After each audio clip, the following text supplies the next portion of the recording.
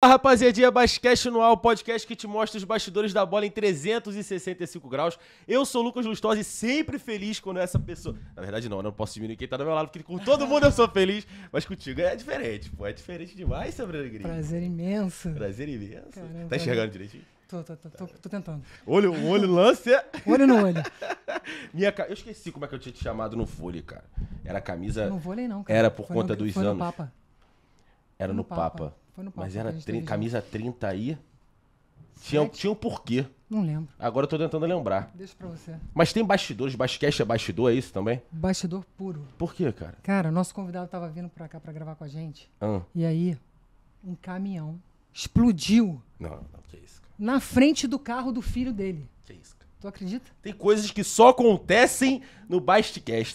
Só. É coisa que só acontece aqui. É bastidores do basquete, é isso. É isso. Cara, a gente passa da linha amarela pra ir pro trabalho e a gente recebe a ligação de vez em quando falando assim, e então, normalmente aconteceu algum problema, alguma coisa aqui, mas dessa vez foi inesperado demais. Semana passada a gente tava pra marcar com o senhor e deu errado por conta de um acidente. Mas eu vou apresentar, claro, todo mundo já sabe por causa da thumb do título, mas eu vou apresentar, claro. São quatro Copas do Mundo, mais de 37 anos de carreira como médico e mais de 47 anos de carreira como médico e 37 como médico esportista. Doutor José Lojum com a gente. Ai, Prazer, rapaziada. prazer é tudo nosso. Prazer, Né? tudo bem. É muito muito bom estar com vocês aqui. É uma alegria muito grande poder tocar umas ideias desse Basquete e contar muita história. Esperamos. Pra gente, doutor, também foi um susto que aconteceu semana passada. Eu imagino pelo senhor. Só que ficou uma dúvida muito grande se o carro do seu filho era o preto ou o branco naquele vídeo. O que aconteceu naquele dia, cara? Como é que tá seu filho também? Não, graças a Deus não teve nada, ninguém, não só meu filho, mas ninguém. Ninguém. Em termos físicos. Foi um grande susto. O carro dele era o preto, era o que estava logo atrás do Eita, caminhão. céu. Ele estava indo para o Ele não consegue nem dar ré. Não, ele não tinha jeito ali. Ele ia para o hospital Pedro Ernesto, que é em Vila Isabel, e andando atrás de um caminhão, onde nós todos andamos, atrás de caminhão-tanque. O caminhão estava vazio, evidentemente, Graças a Deus. e infelizmente, de uma hora para outra, o caminhão explodiu. Explodiu e a tampa de trás do caminhão, que é um negócio pesado, saiu, passou por cima do carro dele. Teve uma peça que bateu no vidro, mas do lado do carona, e teve uma outra peça que passou também por cima do carro dele e bateu na parte de trás. Ele me ligou, eram 8h40 da manhã, quase morri, e me contou a história. Evidente que é um susto muito grande. Mas está bem, está trabalhando, está com a vida certinho, né? normal. Nasceu de novo. Aí eu acho que foi Nasceu uma de novo. coisa que aconteceu, e ele e as pessoas que estavam andando, transeuntes, porque se vocês olharem o vídeo, teve portaria de prédio quebrada, teve vidro de janela até o quinto andar quebrado. Parecia um carro-bomba, né? Umas histórias meio esquisitas. Mas faz parte do show. E aí eu estava de manhã trabalhando, e quando eu recebi a notícia, eu falei aqui, liguei e falei, olha, vai ser meio difícil eu dar É muito louco também, né, receber uma ligação dessa. Olha, então, como é que fala isso? Olha, um caminhão estourou, saiu uma tampa traseira, quase bateu no meu carro. Explodiu, entendendo? Na verdade, eu estava operando, as pessoas receberam a notícia, ficaram. Entendi. E depois que me contaram. Aí depois ele me contou tudo. Eu vou fazer o quê? Faz parte do show, vamos embora. Vida que segue. Você ouviu o vídeo? Vi algumas vezes, enfim. Não adianta a gente ficar. Se você pensar a gama de coisas que poderia ter acontecido, aí você.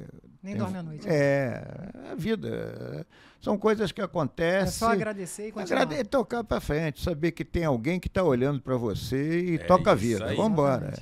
Então vamos tocando aqui, dia 30 de junho de 2002, a gente estava lembrando agora em 24, que passaram-se 22 anos, não é isso? Isso. Recentemente a gente estava lembrando essa conquista, dia 30 de junho, que o Cafu estava levantando aquela taça linda, que tem tempo que a gente não levanta, inclusive, né? Dá até um gostinho, né? Faltavam 4 minutos só contra a Croácia. Que loucura. Dá um gostinho.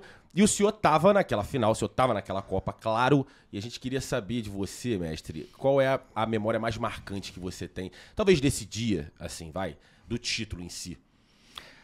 Bom, dizer que você não vai guardar isso o resto da tua vida é uma grande mentira. Quando termina o jogo, que você tem a sensação que você ganhou um título mundial, passando por todos os problemas que a gente passou e que a gente vai poder depois dissecar as coisas que aconteceram, é uma sensação estranha. Você não sabe se você está na terra, no ar.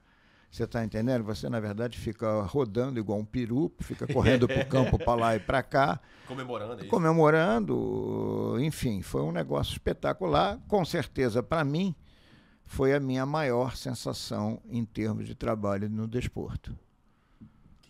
E na Copa em si? Na Copa do Mundo como um todo, vai? Talvez até a preparação também. A Copa a gente começa lá atrás, porque a Copa era uma Copa que a gente tinha sofrido aquele fato de 98. Então eu, como médico, eu já comecei com um problema de convívio com os médicos dos outros clubes, né? Dos clubes em que os jogadores jogavam. Uhum.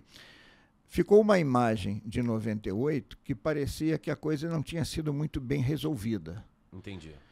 E no início houve um certo grau de desconfiança dos colegas dos clubes em que os nossos jogadores... Vocês têm que entender que o jogador, ele serve à seleção brasileira, mas ele não é jogador da seleção brasileira, ele é jogador do clube.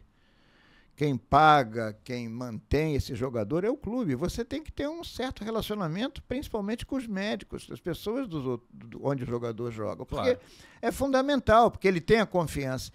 E quando eu cheguei, novo, enfim, houve uma certa desconfiança, eu sofri um bocadinho para conseguir. Teve um fato muito interessante, que o Ronaldo, que veio fazer uma preparação aqui, essa história é muito legal. A gente foi jogar, a gente foi jogar um jogo amistoso em fevereiro de 2002, ou seja, no início do ano que seria a Copa. O Ronaldo não foi. E terminou o jogo, o Filipão me chamou e disse, olha, o Ronaldo está querendo ir no Brasil porque ele não melhora, não era mais já o joelho, ele tem uma dor na parte de trás da coxa, ele não está conseguindo resolver, ele quer que você veja. Tudo bem. Mas aí surge a primeira pulga, era perto do Carnaval. E aí? Será que era isso mesmo, se o Ronaldo vinha... Mas, perdão, ele já conhecia o senhor? Ele já conhecia o seu trabalho? Já, porque eu peguei a seleção em 98. Nós tínhamos sido campeão da Copa América em 99. Ele jogava. Ele conhecia meu trabalho. Já tinha confiança. Aí começou a surgir algumas dúvidas. Olha, bem, manda ele vir. Se o Ronaldo quer vir, manda ele vir. Mas ele veio para o Carnaval? Vamos chegar lá. Vamos lá. Agora vai ter curiosidade. Ele chegou no Brasil na quinta-feira, antes de começar o Carnaval. O Carnaval começava no sábado, né? Naquela época ainda começava no sábado, agora ele começa na quarta. Fevereiro inteiro. E nós tivemos uma reunião na sexta-feira à noite, que foi uma reunião muito interessante. Nessa reunião participou ele, evidente, o Newton Petroni, que era o fisioterapeuta, o conhecido Filé, que era o fisioterapeuta que trabalhava com ele diretamente. Veio um preparador físico do time, ele jogava na Inter de Milão, eu não me lembro o nome do preparador físico. Eu, coordenando esse grupo todo, o professor Paulo Figueiredo, que era o fisiologista que trabalhava comigo no Flamengo, e eu precisava de um profissional para cuidar. O professor Francisco Gonzalez, que era um profissional de educação física, mas que tinha uma experiência com reabilitação, e a Silvia, que era a nossa nutricionista. Ou seja, eu precisava ter o Ronaldo em condições de trabalho, em condições fisioterápicas, técnicas e alimentar perfeita. E na sexta-feira, véspera do Carnaval, nós tivemos uma reunião que começou às 8h30 da noite e terminou às 11h30. E aí eu fiz essa pergunta que você colocou. Você veio para o Carnaval ou você veio para se cuidar? E ele foi muito honesto. Doutor, até quarta-feira eu vim para o Carnaval, a partir de quinta eu vou me cuidar. Caraca! E ele cuidou-se. Ele cumpriu rigorosamente. Tiveram alguns dias que eram 3 horários de trabalho. Pela manhã, à tarde e à noite. E ele cumpria rigorosamente. Mas como é que o senhor lidou com isso, quando ele falou? Ele tem a confiança. Entendi. Você falou, a confiança é fundamental. Palavra, tinha né? confiança. Ele falou, se é quarta eu vou ali. Ele tinha confiança e ele estava imbuído que ele queria jogar a Copa do Mundo. Ele estava com a cabeça, eu vou jogar, doutor, eu vou jogar. Tá bom. Nós ficamos um mês no Brasil, treinando mesmo. Ficou legal. Isso foi até março de 2002. 2002. Foi bem no início, mas bem no início de março. Ele fez um trabalho físico na Granja Comari, coordenado pelo Francisco. Velocidade, chute, finalização, levamos um goleiro. Doutor, estou ótimo. Vai embora para a Itália. Nessa época ele não se dava muito com o treinador. O treinador era um argentino que não gostava dele. Essa é a grande verdade. E o cara não botou ele para jogar. Caraca. Ele treinava e não jogava. Treinava e não jogava. Aí pega no ritmo, né? Sim. E aí surge um amistoso contra a seleção Malásia. Não. Eu estou no Brasil ainda, nem fui para a Copa. Eu tinha que Ah. decidir se ele ia ou não. Ah. E surge um amistoso no Brasil contra uma seleção, eu acho que foi Iugoslávia ou República Tcheca, em Fortaleza. E aí o Filipão me falou, vou convocar. Eu falei, convoca. Ele chegou, eu falei, e aí? Ele falou, doutor, eu vou jogar. Eu quero jogar. Ele jogou 45 minutos depois de ter passado uma porção de tempo sem estar jogando. E jogou bem. Jogou bem. Não fez gol e tal, mas jogou bem. Terminou o primeiro tempo, era a programação, eu encostei nele e perguntei, e aí, Rojão? Ele falou, doutor, eu estou na Copa. Amigo, não tem. Hoje a gente vê tanta perfumaria na área de medicina esportiva. Não tem melhor perfumaria do que a sensibilidade. Não é perfumaria, é a sensibilidade do atleta. É esse reconhecimento, é esse entrosamento. E aí eu falei para o Filipão, pode convocar. Então foi a primeira grande tacada que foi ter levado o Ronaldo, onde as pessoas achavam que ele não ia render. Então esse foi um grande bastidor. E na Copa ele comportou-se de uma maneira tão digna em termos de cuidar-se, que você vê que o último jogo, que foi o jogo que nós ganhamos, sem dúvida nenhuma, ele foi o melhor jogador daquele jogo. E o outro bastidor dessa Copa foi o Rivaldo. Sim. Foi outra história muito engraçada. Da história do médico do Barcelona. Isso. O Rivaldo, ele tinha porque uma delas foi operada, a perna arcada, que a gente chama de genuvar, aquele joelho do cowboy, que é aquela perna torta para fora, que a maioria de jogadores, na sua complexidade, tem. Eu tenho também, eu sei como é que é. Agora tu quer comparar. Ele falou, a maioria dos jogadores tem, eu só falei, eu também tenho. Não, agora vamos fazer uma pausa aqui, doutor. Calma aí, você tá Sabrina. comparando com o Rivaldo. Não, só óbvio pra que entender, não. só pra O entender. Rivaldo foi um ótimo meio-campo. E você foi? Não, mas aí são posições diferentes. Não, Calma aí. desculpa, doutor. Calma aí, é só pra entender. Pô, Não, você tá escaldada. Não, Ele falou, a maioria dessa lesão é quem tem, os jogadores que tem, né? tem. Pessoas normais não costumam. Tem também, mas é menos comum, né? o jogador de futebol é uma pessoa que tem mais tendência. Eu tenho isso e eu tenho o LCA rompido. É isso. Eu só não tive a sorte de ter um empresário bom. Você De só- resto. Exato. Mas pode seguir, doutor. Por detalhe, não foi o melhor do Esse mundo. Continua, detalhe é o doutor. O empresário. melhor do mundo, acho que eu nunca Vamos seria. voltar ao não. Rivaldo. Vamos voltar pro Rivaldo. Vamos lá. E o Rivaldo, que vai. acontece? E aí os médicos em Barcelona falaram que ele teria que operar o joelho, que ele não teria condições de jogar a Copa do Mundo. Isso me levou a Barcelona. Eu fui a Barcelona, eu sentei com 4 médicos do time e o Rivaldo. E isso bem antes da Copa. Para ser preciso, eu vou dizer para quando foi esse fato. Esse fato aconteceu 11 de setembro. Se vocês voltarem a 11 de setembro de 2001, foi o grande fato. Eu viajei naquela noite, meu filho que nós conversamos, ele naquele dia, nunca ele tinha intervido. Ele falou, pai, você vai viajar hoje mesmo? Ai, meu Deus. Eu falei, vou, pô, tem que ir, pô, eu sou profissional. E nós tivemos uma reunião em Barcelona, e os médicos do Barcelona diziam que ele não tinha condições de jogar. E eu dizia que ele tinha condições de jogar. E aí eu optei, falei, Rivaldo, você decide, você quer ficar recuperado aqui operando, ou você quer ir para o Brasil e recuperar sem operar? Ele falou, não, eu vou com o senhor. E aí ele foi. E depois a gente teve o grande resultado, apesar que, já convocado, já em treinamento, e aí em Barcelona, que foi a primeira fase, o médico do Barcelona reuniu a imprensa e Seleção Brasileira, a Copa do Mundo é 700, 800 jornalistas, e ele falou, o Rivaldo não vai jogar. Eu estava assistindo o treino, o Rivaldo estava treinando. E aí o assessor de imprensa, Rodrigo Paiva, Me chamou e falou, tem uma bucha lá para você. O cara tá dizendo que o Rivaldo não vai jogar a Copa. E aí isso eu já tô na Copa do Mundo, né? Falei, tudo bem. E aí eu fui dar uma entrevista e os caras me perguntaram. E eu falei, olha, ele vai jogar, vocês podem ter certeza. Ele não vai jogar, tinha um amistoso contra a seleção da Catalunha. Ele não jogou, mas na semana seguinte a gente tinha um amistoso contra a seleção da Malásia. Que a gente ficou um período em Barcelona, depois um período na Malásia já para questão de adaptação de fuso horário, para depois a gente ir para a Coreia. E ele jogou. E as pessoas dizem até que há uma discussão de se o Rivaldo ou o Ronaldo foi o melhor jogador da Copa. Alguns são favoráveis que for o Rivaldo, outros foram o Ronaldo, e a outra corrente diz que foram os dois. Na verdade, eles foram o coração daquele time que culminou com o título, voltando à tua pergunta inicial, que não tem uma sensação... eu tinha tido uma sensação bastante interessante quando eu fui campeão do mundo com a seleção sub-20. Uhum.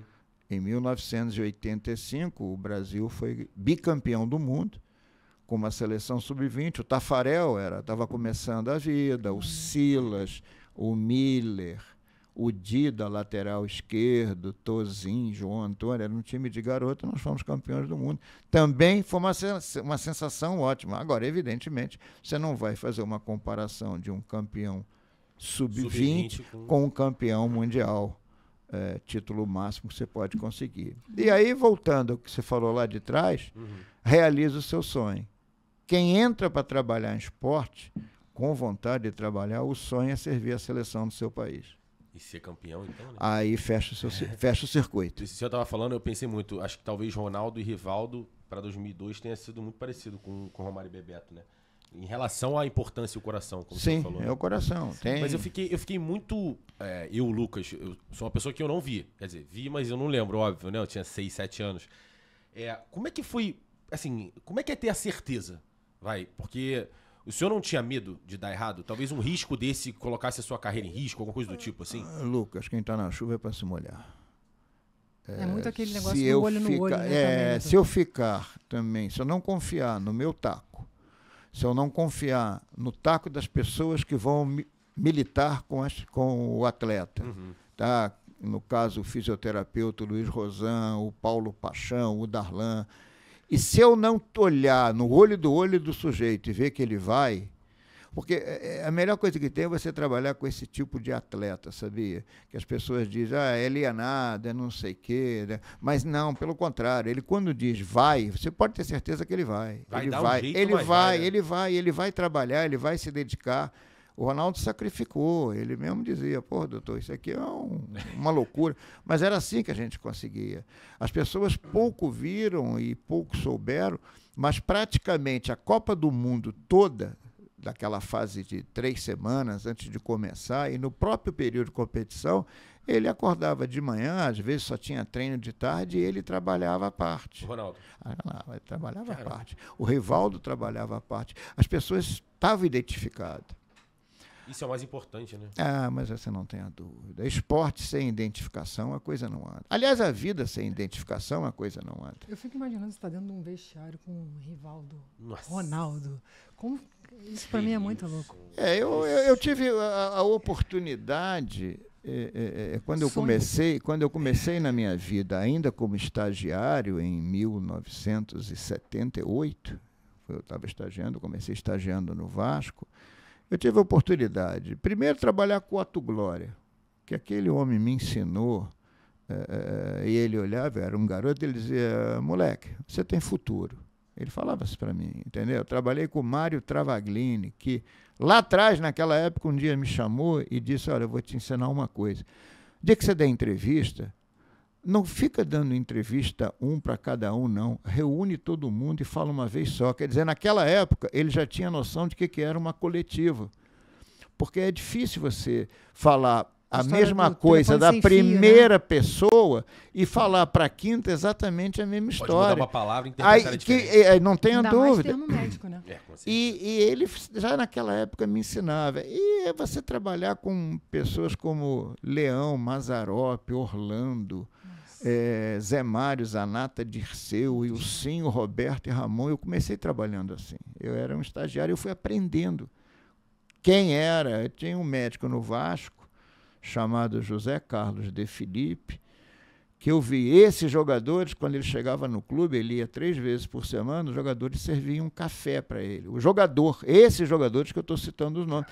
Eu dizia, puta, tem que ser isso. Porque isso era respeito. É respeito. Você olhava para o cara e dizia, isso é respeito. Isso é respeito. Sujeitos, sabe, com uma vida, com um nome, com um prestígio, mas chegava o doutor, eles tratavam o doutor com carinho. E eu consegui, graças a Deus. E o prazer de trabalhar com essa turma. Segunda-feira eu quero café, tá, Lucas? Eu quero por ser favor. isso. Segunda-feira eu quero café na minha mesa. Eu por quero favor, tá, isso. Lucas? Tem gosto de café, pô, vou dar água pra você sair. Aqui, ó, café. Não, mas o que eu fico imaginando sobre isso também, de vestiário, o senhor não sente saudade da seleção brasileira? Eu sinto saudade da resenha do futebol. Entendi. Tá. Futebol como um todo. Futebol como um todo. Ai, me dá um exemplo, doutor. Fala uma resenha Sabe boa. por quê? Olha, eu vou contar uma historinha que eu passei esta semana. Oba. Tá. Tem um rapaz chamado Daniel. As pessoas pouco conhecem. O apelido dele é Giga, porque ele é baixo e a gente apelidou ele de Giga. Na época que se podia colocar apelido, né? Agora é bullying, não sei o que. Mas naquela época a gente podia botar apelido. E esse rapaz era um jovem que veio trabalhar como estagiário de educação física no Flamengo. E o Flamengo teve um jogador chamado Peralta, um uruguaio. E o Giga ficou amigo do Peralta e iam surfar e tal. Aí um dia eu chamei ele num canto dele, um esporro, eu falei, cara, você tem noção do que você é? Você é da comissão técnica. Você não pode surfar com o jogador, pô. Você tem que estar sendo visto uma outra, senão o jogador perde o teu respeito. Bom, passando a vida, nós tivemos agora, recente, ele está de férias. Você sabe o que o Giga é? É o homem hoje que manda no Bayern de Leverkusen. Ele está há 13 anos no Bayern de Leverkusen. Meu Deus. Ele foi em 2011 com o Renato Augusto, começou a trabalhar com o Renato Augusto, os caras foram gostando do trabalho dele. Ele é o homem que manda na reabilitação, na preparação, na parte de preparação do atleta do Bayern. Acabou de ser campeão alemão e campeão da Bundesliga, histórica, porque foi a única vez que um time alemão foi campeão invicto. Ele me falou isso. Foi perder a final para a Atalanta da... Então, essas Euro. coisas que te dão prazer. Então, você fez a pergunta. E ele estava lembrando do tempo que ele trabalhava, ele disse, puta, aquele esporro que o senhor me deu, o senhor não tem noção como me fez bem. Mudou a vida dele. Eu já tava pensando o contrário, que ele já tava surfando na Alemanha, isso que deu certo. Então são essas coisas que você tem saudade, entendeu? A saudade de trabalhar no futebol, a saudade de você ver operar um atleta, como eu fiz com vários, e você ver o sujeito jogando de novo, e o sujeito confiando. Eu tenho no meu consultório uma camisa que o Rivaldo acabou o jogo, ele me deu. Essa é sua, doutor. Essa gratidão. Isso é um negócio que não tem preço. O próprio Ronaldo agora, quando fez um documentário na Netflix, ele colocou, eu participo, ele coloca da importância do nosso trabalho. Isso fica gravado na mente das pessoas. Nós estamos falando coisa de 22 anos atrás. Essa história, né? História. É gostoso. Então eu tenho saudade disso, sim. Agora, eu não sei se eu estaria hoje mais em condições, porque aquilo tem que ser muito regrado, entende? Você tem que cumprir horário, você chega em locais bonitos, às vezes as pessoas da família viviam, nossa, que hotel lindo e tal. Eu falei, pô, isso aqui tá uma bosta. Porque você ficava no quarto. Para ser regrado, você tinha que ficar no quarto, você terminava o jantar, você subia para o quarto. Você não tinha liberdade de ficar circulando passeando pelo hotel, não, porque se a coisa anda bem, ninguém fala nada. Se a coisa anda mal, vão dizer, pô, o cara vem aqui para passear, pô. Então, 16 anos assim foi duro. Nossa, foi duro. Há uma dúvida agora minha, como eu já falei também, que não presenciou isso, e nem viu o documentário. Mas a questão do cascão no cabelo do Ronaldo foi premeditada por ele só ou alguém também ajudou? E aquela resenha, claro, depois, quando viram? Eu acho que ele ali, ele estava se sentindo, ele tinha, a do Cascão, se não me falha a memória, foi depois do jogo contra a Inglaterra. Eu acho que foi entre o jogo da Inglaterra e a Turquia, que foi as quartas e a semifinal. eu acho que ele queria criar uma atenção muito para ele, você está entendendo? E nada melhor do que agregar as crianças. Ele agregou as crianças. Tanto que, pô, foi uma febre de criança cortando o cabelo igual o Cascão e ficou. Mas eu acho que foi uma decisão dele. Na verdade, ele sozinho, não teve nenhum papo não, antes. que eu saiba. Não, mas porque teve uma história na época que ele estava com problema na virilha, ele mesmo fala isso. Por isso que eu estou te falando. Eu acho que foi entre o jogo terminou o jogo contra a Inglaterra, ele se queixou que ele estava com uma dor na virilha. Isso é verdade. Ele estava com uma dor, mas não era uma dor incapacitante, senão ele não teria jogado. Você tem que entender que conforme foi chegando perto da partida final, eu acho que ele se reportou a 98. Tanto que ele fala, e é uma realidade, no dia do jogo da final, nós almoçamos, ele não dormiu. Sim. O hotel que nós estávamos, em Yokohama, era um hotel grande, os corredores grandes. Ele pegou copinhos de plástico e fez como se fosse o buraco de golfe, e eles ficaram jogando ele, Dida, Cafu, no corredor. Ele não dormiu. Eu talvez acho que o emocional dele estava... Porque deve ter reportado em 98. A memória. A memória. Então, acho que aquilo também do corte do cabelo foi uma maneira dele tentar tirar um pouco da tensão dele. E tensão dele e também da imprensa, porque a imprensa estava em cima dele, o Ronaldo está com problema na virilha. Será que vai acontecer de novo? Então, tinha muito esse holofote em cima dele na época. Tanto que quando ele corta nós o cabelo, fomos pro jogo... todo mundo passa a falar só do cabelo. Sim, quando nós Deu fomos certo. pro jogo contra a Turquia, que ele fez aquele gol de bico, né? Aquele gol clássico. Ele entrou em campo, as pessoas... que eu tenho boa memória porque isso te marca. Ele entrou em campo e uma hora lá ele chutou o chão. Sim, e deu uma capengada. Nossa, o banco parecia um inferno. Todo mundo, Ronaldo. Falei, gente, calma, gente. Ele chutou o chão. E aí ele foi. No intervalo, eu falei, e aí, Ronaldo? Ele falou, doutor, falei, Ronaldo, se a gente não ganhar esse jogo, a gente volta. A gente voltaria para a Coreia para disputar terceiro e quarto lugar. Tu já pensou? Ele falou, não, nós vamos ganhar. Aí quando ele fez o gol, e devia faltar, sei lá, acho que uns 20 ou 25 minutos, aí eu falei com o Filipão, acho que chegou a hora. Vamos tirar, porque a gente... E ele saiu, entrou o Capetinho, entrou o Edilson. E aí a gente conseguiu complementar. E o jogo final, ele não fez absolutamente nada demais entre a semifinal e a final. Ele só fez repouso. E a final, ele se soltou todo. Ele, sabe, acho que quando ele se viu dentro de campo na partida final e ele reportou 98, ele disse, puta, esse é meu dia. E foi o grande jogo dele. Não, brilhante. Foi o grande jogo dele. Não, e o golfe, né? E o golfe de madrugada, que aí, inclusive, está na final de um Mundial, é só jogar um golfe de madrugada e não dormir, que dá sorte no dia seguinte. Porque, pô, que ele não fez nada, ele decidiu a final, né? Aquele gol antológico que ele driblou o goleiro. Ele decidiu junto com o Rivaldo, que abriu a perna no segundo gol, e no primeiro deu um chute e o nosso goleirinho facilitou lá. Oliver Kahn.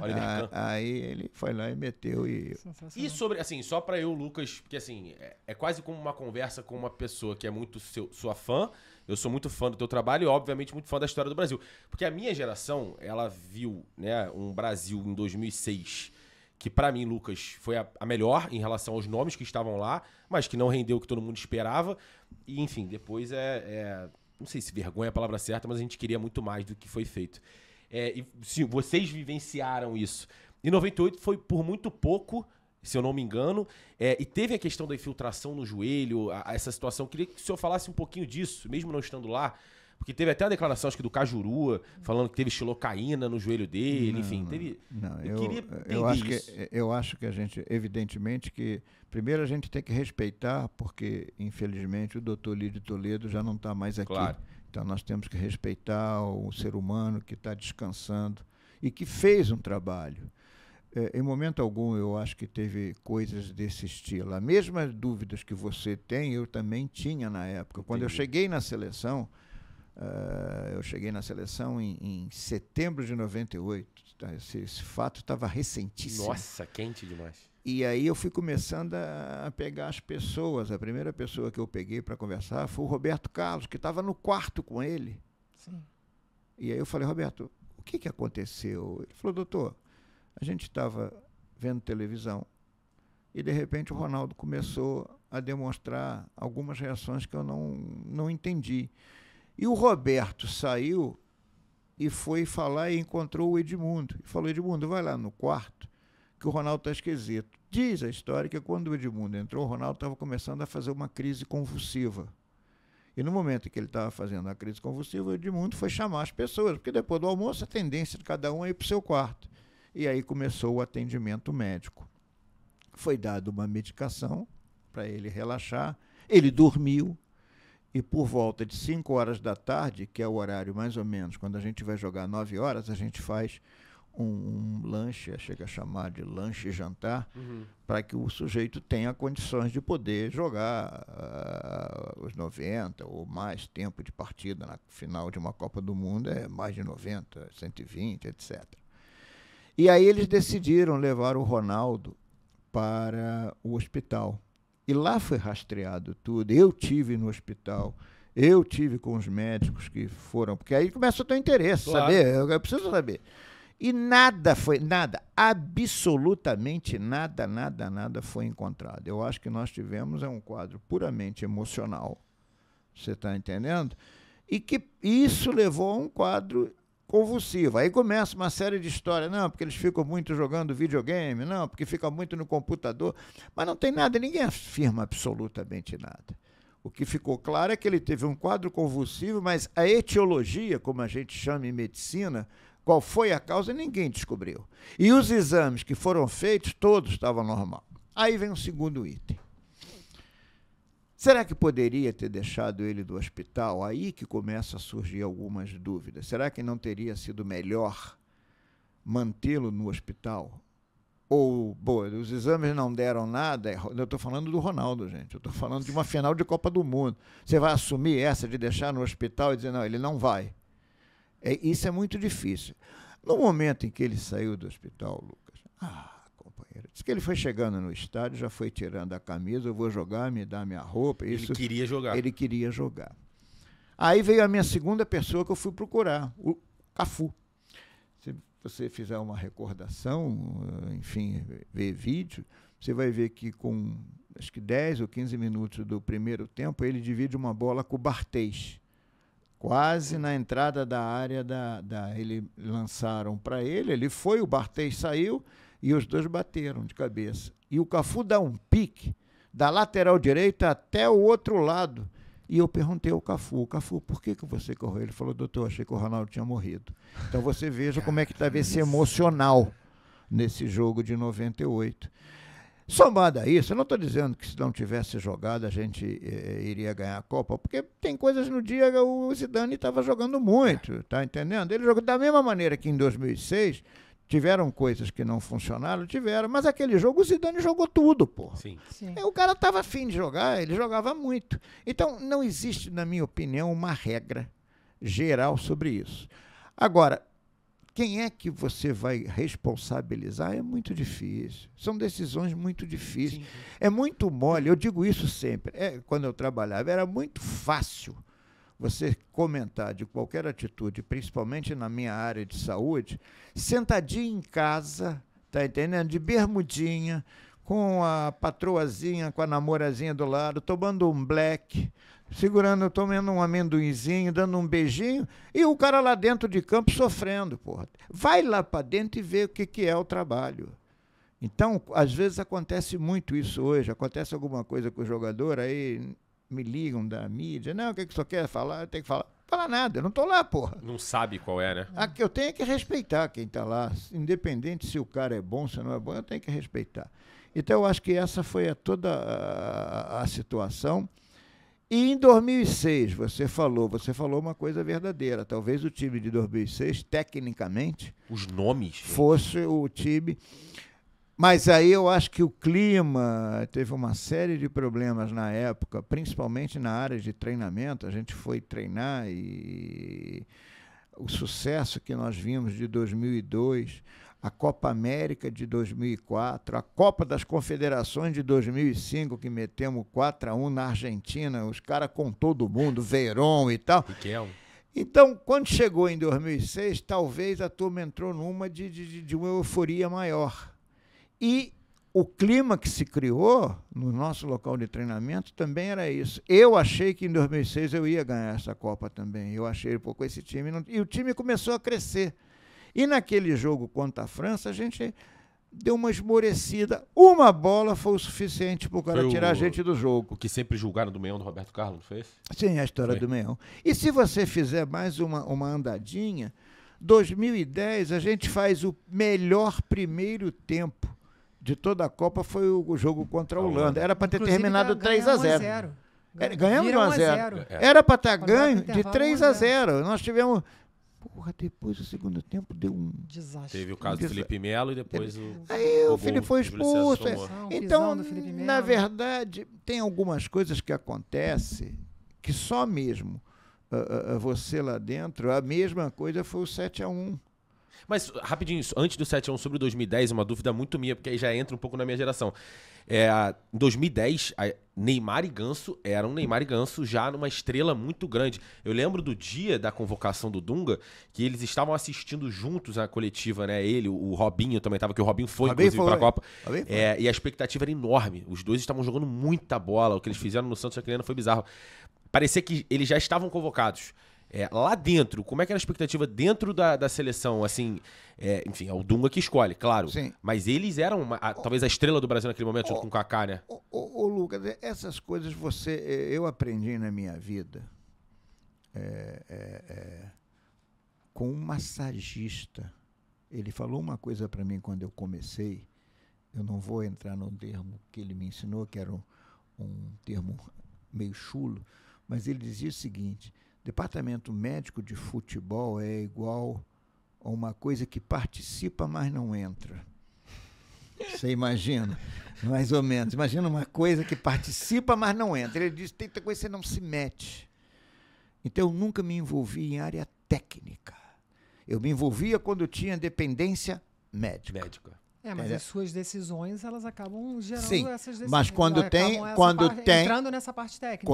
Mas quando você tem alguma coisa voltada à patologia, esses rapazes não tinham problemas voltados à patologia. Esse problema era uma questão técnica, era uma questão de posicionamento, de disciplina, não sei o que era. Eu também não tenho noção por que eles não foram. Mas também não posso dizer para você, não foi porque o A não gostava de B. Não foi isso. Às vezes, no momento, na hora que vai decidir, as pessoas acham melhor que seja o fulano e não seja o ciclano. Eram meninos que estavam numa evolução. Tanto que depois que nós saímos da Copa do Mundo e o Mano Menezes entra, a primeira coisa que ele fez foi convocar, tiveram os 2 jogos e tal. Então, isso é muito pessoal, é muito de cada profissional que trabalha. E o médico ou qualquer pessoa da área de saúde, eu trabalhei com um profissional chamado Evaristo de Macedo, fez 91 anos agora, recente. E ele dizia uma coisa que eu acho que no vestiário tem que ter pouca gente. 5 pessoas que ele falava, 5 pessoas, sempre falou isso. No vestiário tem que ter 5 pessoas. Porque o vestiário é um local sagrado. Ganha-se ou perde-se no vestiário. Vocês escutam muito isso em futebol. Agora mesmo, recente, está uma polêmica que o Cuca saiu porque teve briga no vestiário e tal. Mas sabe por quê? Porque no vestiário, as pessoas que estão lá dentro, elas têm que deixar que a estrela da companhia é o jogador. Eles que têm que se decidirem. Se você começa muita gente dando pitaco, a cabeça do jogador, que já está tumultuada porque está no jogo, eu acho que ela piora. Então, eu acho que esse hoje é um dos grandes problemas do futebol. Tem gente pra chuchu trabalhando. Eu fico olhando, meu Deus. Outro dia eu vi outro dia num time desses aí, o nutricionista na beira do campo. Peraí. Nutricionista? Dando suplemento. Peraí, que história é essa? Que é isso, gente? Você está entendendo? Quantos tinham na tua época, doutor? Era pouquinho, querida. O nutricionista nunca entrou no vestiário. Na minha época, eu vou dizer para você o que tinha. Treinador, o auxiliar do treinador, o preparador físico, depois aparece a figura do fisiologista, que eu acho que é importante, um médico o fisioterapeuta e o massagista. Eram 7. Nada de psicólogo, nada disso. Não. Dentro do vestiário, no dia do jogo, não, gente. Gente, dia do jogo é dia do jogo. Dia do jogo é que nem você fazer vestibular. Não adianta estudar na véspera. Ou tu estuda o ano inteiro para se passar a porra da prova, então tu não adianta. Na véspera, dia do jogo é dia do jogo, porra. Tu vai fazer o quê no dia do jogo? Quanto menos gente tiver, porque nem sempre as coisas acontecem como você programou. Claro. O cara do outro lado, Zidane, nos 2 jogos, tava bem pra cacete. Porra, é dia do jogo. Então essas coisas, eu acho que, honestamente, eu acho que hoje atrapalha o futebol. É muita gente, é muito pitaco. Jesus Sem contar Cristo. também que o jogador também tem um empresário, o jogador também tem um assessor. Bom, aí todo esse pessoal também às vezes hoje tá os no jogadores jogo. têm staff, né? Hoje você muito escuta, grande, né? o fulano vai estar com o meu staff. Mas peraí, como é o staff? Eu não sei o que é staff, pô. Aí no staff tem assessor, no staff tem nutricionista, Social media, no staff tem fisioterapeuta. Peraí, pô. Aí o cara, eu digo, ó, você vai fazer isso. Aí o fisioterapeuta do staff, não faz isso não, porque senão vai funcionar. Puta. E aí, como é que fica essa briga? Eu não sei porque eu não tô mais. Graças a Deus, né, doutor? Amém. Não, mas no meu Mas tempo... nunca teve que conviver com um conflito assim? Não. Na tua época, você não conviveu? A Não. sua palavra era Ou a o palavra meu final, doutor? time era o que tinha qualificado, ou então eu pegava o meu boné. Não tem isso, não tem lógica isso, porque isso leva a desequilíbrio. Aí vai dizer, não, mas agora melhorou. Melhorou o quê? Melhorou nada. As lesões continuam exatamente as mesmas. Aliás, vendem lesões graves, hoje tudo é grave. Porra, no meu tempo as lesões tinham. Então, naquela época os campos eram ruins, a chuteira era pior, a bola era mais dura, não era dry fit a roupa do jogador. Eu acho que tem muito mimimi hoje, cara. Mas muito mimimi, muita preocupação com coisas que não deve ter. Eu acho que, sabe, tá se tirando foco. O cara tá lá para jogar bola. O cara Mas tem às que vezes jogar também bola. não fazem isso de propósito? Mesmo Esse foco. Não, me desculpa. Não. Eu acho que isso é modismo. Acho que isso é modismo. Acho que isso está faltando é gente. E aí isso não culpa o profissional que está diretamente, não, porque às vezes quem está mandando não está dando liberdade para dizer, vocês podem fazer. Eu sou de um tempo que os meus diretores e presidentes de clube diziam, pô, o meu staff é o que tem de melhor, então ninguém vai fazer modificação. Hoje, eu não sei até quando um presidente de clube, um diretor de futebol compra uma briga dessa. E tem muita gente também lá em cima, digamos assim. Conselheiro que manda, grupo político, tem muito isso também nos clubes, aí a política tal interfere em tal coisa. Eu acho que o futebol entrou num problema muito difícil, que foi numa meta financeira que extrapolou. Então, os números fazem com que interesses passam a ser muito mais acima do que o que a gente via. Como assim, meta financeira? Extrapolou dinheiro, tem muito dinheiro envolvido. Entendi. Tem muito dinheiro envolvido. Inflacionou, digamos Inflacionou. assim. Entendi. Tem menos amor hoje no futebol e mais dinheiro. Eu acho isso. Isso é um ponto de vista meu. Eu acho que Eu também acho. a turma está... Mas não é culpa é porque entrou numa situação de um fluxo financeiro que, na minha opinião, desequilibra tudo. Mexe um pouco com aquela magia que tinha de vestir a camisa da seleção brasileira, que era muito antigamente. Mas sabe o hoje, que talvez, é? menos. Porque, na verdade, um garoto de 15 anos hoje está indo para fora. O garoto de 15 anos hoje não está pensando mais jogar no seu clube, entendendo? Ele já está sendo visto pelo não sei quem, que já vai ser levado para jogar não sei aonde. Aí, às vezes, ele não dá certo, mas ele joga num clube menor. Talvez tivesse que criar alguma legislação, eu não sei se é possível. Na verdade, eu acho que a grande culpada foi a FIFA. A FIFA foi abrindo. Nós saímos da escravidão, que era aquele tempo do passe, a lei do passe, e fomos para uma liberdade em que eu digo hoje que o jogador de futebol parece bolo, ele é todo fatiado. 30% de um, 10% de outro, 15% de outro. Empresário, clube formador.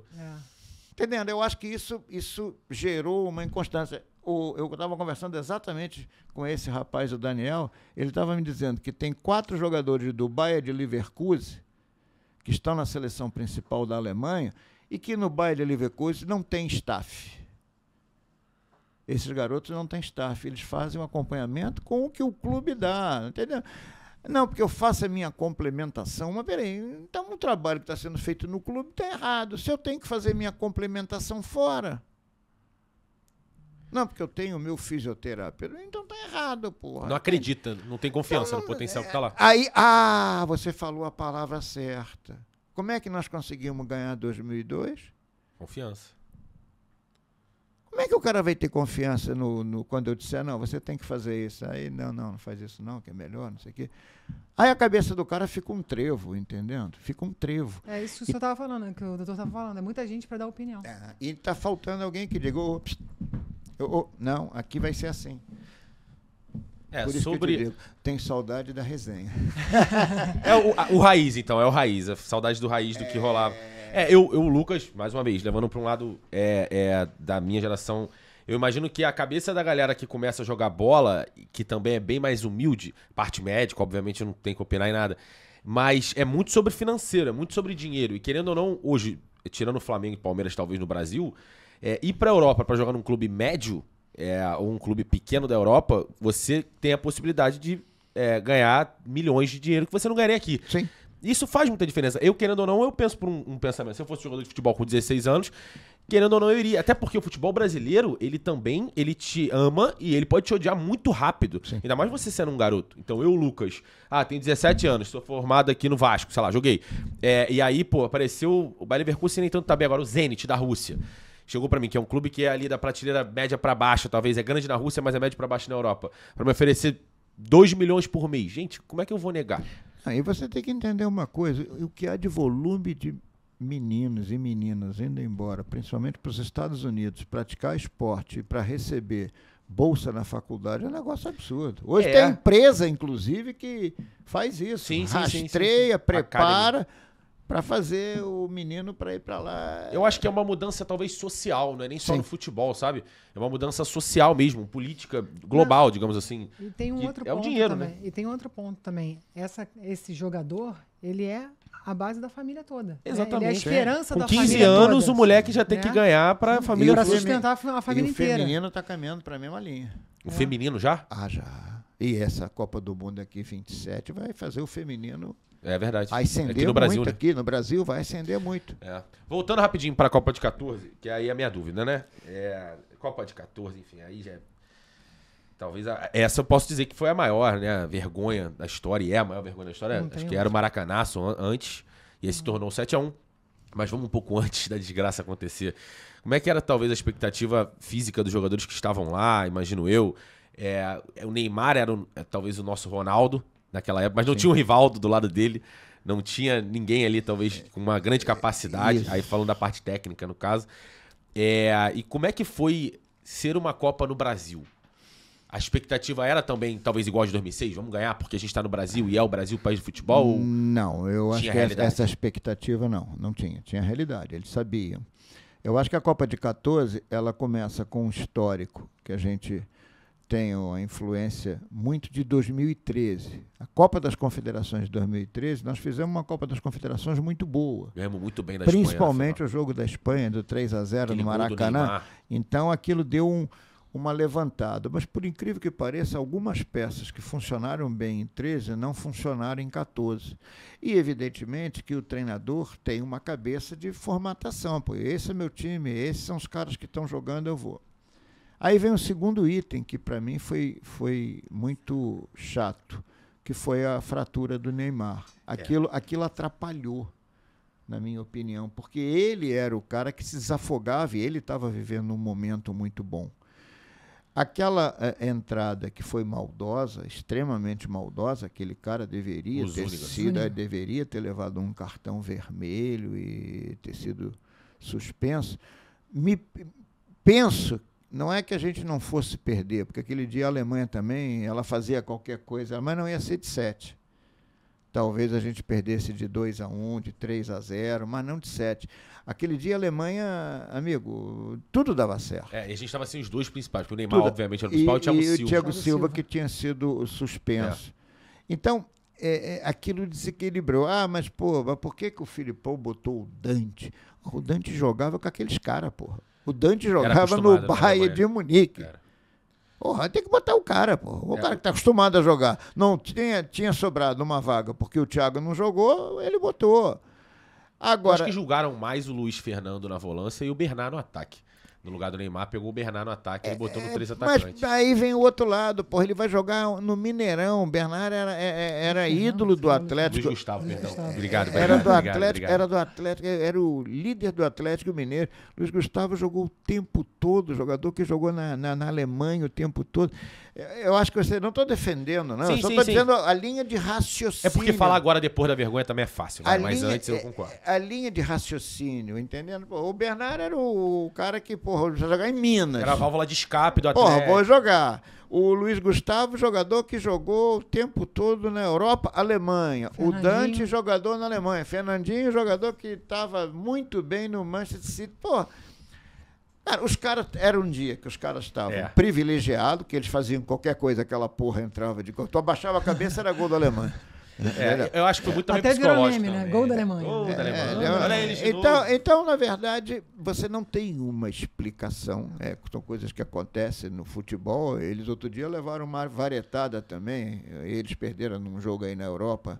Tomaram, acho que de Acho que perderam 4. também para a seleção 4, menor também. Entendendo? E outro dia também ganharam de 5-0 aí na Eurocopa. Acho que o primeiro jogo desde a Eurocopa. Você não tem muita explicação. Tem um emocional que depois que entra no jogo é difícil de você tirar. Agora, eu rotulo a lesão do Neymar um fator desencadeante de um processo que atrapalhou. Porque os caras olharam, eu sou aqui do outro lado, eu vejo, Thiago Silva não vai jogar, opa, Neymar não vai jogar, opa. Então eu acho que isso é um fator que possa ter desencadeado. Mas vamos falar Mas- da lesão, né? Então, eu queria que... Pode ser? Vai, mete Não. bronca. Não, eu queria, doutor, que assim, que o senhor recapitulasse aquele momento. O que aconteceu ali naquela hora? Vem lá. ajoelhada. Brasil e Colômbia, jogo muito pegado. Pegado, Sempre ele foi foi. dominar a bola, o cara entrou com o joelho na região lombar dele. Aí vem o primeiro item. Ele nem tenta cabecear a bola, Zúñiga. Não, ele foi, não. Ele já entrou com o joelho, ele foi com o joelho. Eu tenho isso documentado, tudo bem documentado. Quando eu dava as minhas palestras, eu mostrava isso. Ele entra com o joelho e encaixa a rótula, né, que é esse ossinho que a gente tem mais na parte externa, mas encaixa na região lombar. Aí começam alguns detalhes. O Neymar caiu, se vocês repararem, quando você cai de barriga para baixo, a primeira coisa que você tenta fazer é virar de barriga para cima. Isso é natural, ninguém gosta de ficar com a boca no chão, na grama. E o Neymar não virou. Ele só fica com a mão assim, né? Quando eu cheguei para atendê-lo, veio a minha primeira pergunta. O que você está sentindo? Porque se ele dissesse, não estou sentindo minhas pernas, eu ia ficar tremendo. Ele falou, não, doutor, estou bem, minhas pernas... Estou sentindo bem tuas pernas. Eu falei, as minhas pernas, eu falei, e as costas? Pô, está doendo muito. E aí a gente faz o movimento, nós é que viramos ele de barriga para cima. Aí teve uma porção de besteira que falaram na época, que tinha que ter botado colete cervical, como se fosse um atendimento de corpo de bombeiro na rua. Porra, meu irmão, uma coisa é atendimento de corpo de bombeiro, que eu não sei. Outra coisa é um atendimento que eu estou vendo que o cara levou uma porrada nas costas, está com os braços livres, não tem nada cervical, botar aquele colar cervical, vai ficar 5 horas botando aquilo ali. É um cara que não entende nada, que quer fazer gracinha. Aí nós levamos ele. O jogo continuou. O doutor Serafim Borges e o doutor Rodrigo Lamar sempre foi meu assistente. Ficaram com ele no vestiário, pegaram a veia, fizeram a medicação injetável, ele ficou deitado numa maca de barriga para cima, terminou o jogo, nós transportamos ele para uma clínica radiológica. E nessa clínica radiológica nós fizemos, o primeiro exame foi uma tomografia. E na tomografia, o que a gente via? Imagina uma borboleta, o corpo da borboleta é o local onde passa a medula e as asinhas laterais é o que a gente chama de processo transverso. Ele tinha tido uma fratura do processo transverso de uma vértebra, mas uma fratura boa, que quase poderia ter migrado um pedacinho daquele osso para dentro do canal, que poderia lhe trazer consequências de ficar com dormência, com choque. Aí, teve o risco dele não mexer mais as pernas? Não de não mexer mais as pernas, de ficar com uma dorzinha que ficasse incomodando. Entendi. Quando ele fosse dar uma explosão. Aí fizemos uma ressonância para ver se o rim estava legal, porque você tem que pensar, uma porrada naquela região. Também você pode fazer uma lesão do rim. Nada, era só mesmo a fratura. Aí começa todo um protocolo, né? Primeiro, você dizer para ele que ele não vai jogar mais a Copa. É duro, é difícil. 2, você tem isso antes de você exteriorizar. Você tem que falar com o familiar, porra. Que no caso o pai dele, que acompanha ele. Perdão, mas antes, é só pra eu entender mesmo na minha linha de raciocínio. Quando vocês fizeram a tomografia, você já sabia que não ia mais fazer a Copa? Não tinha mais como? Não vai jogar mais Copa, não vai jogar. Depois nós vamos chegar lá. Tá, perfeito. Porque teve um bububu por causa disso. Tá bom. É mesmo. E a terceira, antes de eu exteriorizar, como eu disse aqui logo no início, o Neymar não era jogador da seleção. O Neymar era jogador do Barcelona. Verdade. Tinha um médico do Barcelona. Eu pra dar tinha que satisfação. falar com o médico do Barcelona e ele tinha que saber da minha boca, e não de exteriorizada, porra, não pela imprensa. Claro. Eu tinha que... Então, enquanto que essas 3 situações não foram resolvidas, não saiu nada. Depois que eu falei com o médico do Barcelona, aí a nota sai. Aí sai a nota. Durante esse período, botaram radiografia de que não era da fratura dele, falaram uma montoeira de besteira, aí veio essa história, foi mal conduzido, foi mal não sei o quê. Bom, aí nós íamos voltar para casa. Nós tivemos o jogo que foi em Fortaleza. Esse jogo foi em Fortaleza. Nós tínhamos que voltar para casa. O transporte do Neymar para o aeroporto foi de ambulância. Tumulto, gente, vocês não têm noção. Como fazer o Neymar entrar no avião? O cara vai subir a maca, que nem os medievais, a escada do avião, aí me veio a ideia. Vamos subir ele pelo gate. Pelo porão. Não, pela comida, como a comida sobe. Então a maca da ambulância entra naquele elevadorzinho e ele entra como se fosse a alimentação que entra no avião. Aí a gente manobra, o voo era fretado, separamos um banco para ele, levantamos, ele ficou deitado, com a veia pega, soro no avião, e aí a gente deu um remédiozinho para ele dormir. Ele estava chorando muito nesse trajeto? Não, estava. Ele ficou muito triste. Isso eu garanto a vocês, porque eu estava do lado dele. Daí a gente solta aqui no galeão, ele solta do avião da mesma maneira, tá?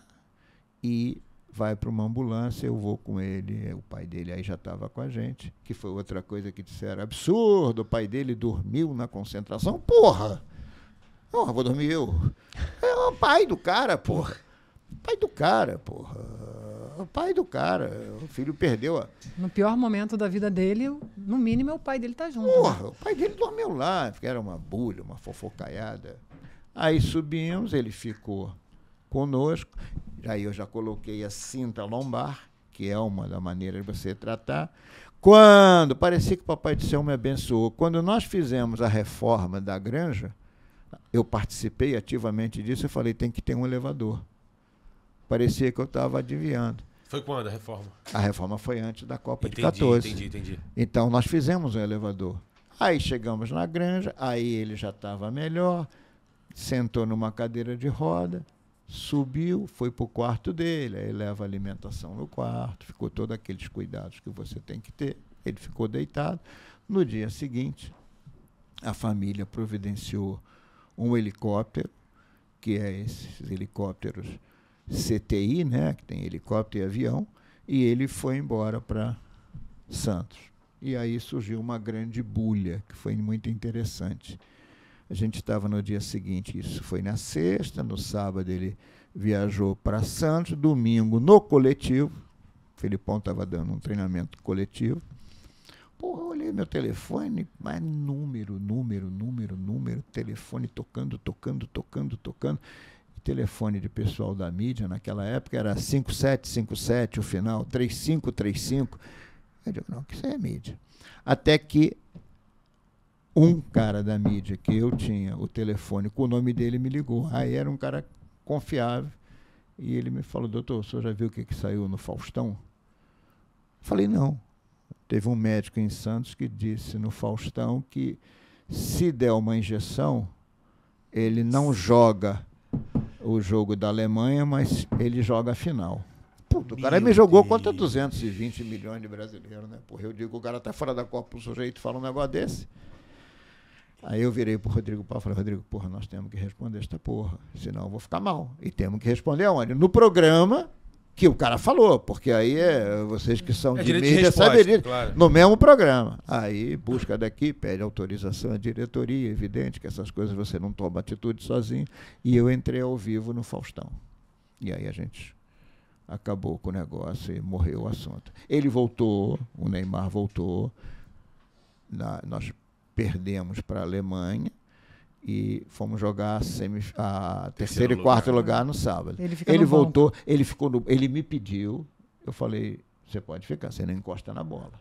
Porque aí o cara tá bem, ele fica com o colete, ele tá bem, mas tá bem com o colete, mas com o colete não dá para jogar, porra, o cara não gira, o cara perde o movimento, o cara perde a capacidade de subir na cabeçada e o zagueiro vai dar logo uma primeira porrada ali. Se eu sou zagueiro, eu vou dar nele ali, pô, na primeira bola. Não vai jogar, porra. Essas porra, você fala o que eu te digo, falar sem viver não vai jogar. E ele ficou sentado no banco, tentando ver. Aí nós tomamos mais uma pancada da Holanda, mas ele também já não tinha. Foi 3-0 também. Mas já não tinha. Se contra a Alemanha já estava destruído, ali era só aí os já cacos. não tinha mais nada, entendendo? Mas por incrível que pareça, foi a última vez que a gente chegou a uma semifinal. É. Veja que coisa engraçada. É a melhor classificação, quarto lugar. Depois da Copa de 2002, a melhor classificação do Brasil foi 2014, tomando de 7, quarto lugar. Contra a Croácia, faltavam 4 minutos. Pô, isso é muito bizarro. O que o Neymar fez naquele jogo contra a Croácia, nessa Copa de 22, ele não merecia que a gente, enfim, tomasse aquele gol. Mas na minha cabeça, vamos lá, o Neymar, agora Neymar, né? Neymar surge no Santos, vai pro Barcelona. E aí, acho que posso estar falando besteira, mas a primeira e absurda lesão que ele teve foi essa da Copa. E ele até não tem tanta lesão assim no Barcelona, é uma ou outra coisa de torção, assim, que dá pra resolver em 10, 15 dias. Tem e a aí história ele do vai quinto metatarso? Do quinto metatarso já no PSG. Já no PSG. Ele vai pro PSG e aí começa série D, né? Uma série de lesões graves repetidas, assim, não no mesmo lugar, e a mais recente agora é o LCA, que tira mesmo um ano, né? Por conta da recuperação, da extensão do joelho, disso eu entendo. Porque eu também tenho o LCA rompido. É coisa de craque assim mesmo. Vai meu craque. Não, você teve, depois da lesão lá do Neymar em 2014, você teve alguma troca com ele? Por que o Neymar se machucou tanto e se machuca tanto? Tem alguma coisa relacionada? Eu já ouvi de muita gente de preparação física, que é porque ele não se cuida, não tem a preparação física tão boa, então ele não consegue, a fisioterapia, talvez as lesões não são tratadas da melhor forma. Eu já ouvi muita gente falando muita coisa sobre o Neymar. Bom, vamos por parte. E ele continua sendo o nosso principal jogador. Eu não tive mais contato com ele por causa de lesão, e isso é a coisa mais natural. Ele hoje tem o seu staff, e ele tem hoje o Rodrigo, que é um excelente ortopedista que está na seleção e que cuida dele. Então eu não tive mais contato sobre isso. Sobre ele se lesionar muito, eu não acredito que ele seja mal preparado, porque afinal de contas ele tem um preparador físico que trabalha com ele há muito tempo, ele tem um fisioterapeuta que trabalha com ele há muito tempo. Sobre noite ou não noite, esse é um assunto que eu não me cabe a decidir. Agora, eu acho que a maneira que ele joga, ele leva muito. E o somatotipo dele, ele é uma pessoa de um somatotipo mais franzino, ele não é uma pessoa de uma estrutura muscular forte. É engraçado, né? Ele teve na Europa e tal, mas ele não conseguiu. Ele melhorou um pouquinho no Barcelona ali, mas... E eu acho que esta última lesão que ele teve, a do cruzado, que nesse período, talvez ele não tivesse num ritmo de jogo adequado, e aí você vê que o movimento foi um movimento sozinho. Ninguém deu nessa, ele foi sozinho. Quer dizer, talvez a própria musculatura não tivesse ainda preparada para ele fazer. Mas aí vem uma situação, né? Neymar, melhor jogador de futebol do Brasil, a seleção brasileira vivendo um momento difícil, Copa América chegando. que não tá tendo resposta. É difícil você dizer, não vamos levar o Neymar. Não é simples, é o que eu te digo, é fácil aqui, sentadinho no ar-condicionado. Concordo. Agora eu quero ver lá dentro. Lá dentro que você tem uma responsabilidade muito grande. Resumo, eu torço para que ele consiga, agora, depois de quase um ano, que é isso que ele vai levar mesmo, que ele tenha motivação. Essa é a palavra agora. É isso. Motivação para retornar a uma vida regrada e colocar todas as fichas nele na próxima Copa de 26, que com certeza é a última. Para ele dizer, porra, aqui eu vou jogar. Eu acho que ele fez isso para 22. Eu acho que ele tentou. Parecia fisicamente, inclusive, que ele estava se preparando para isso, para decidir aquela Copa, como ele tentou contra a Croácia. Só que acabou não dando certo. A de 26, a minha dúvida não é nem só sobre a Copa.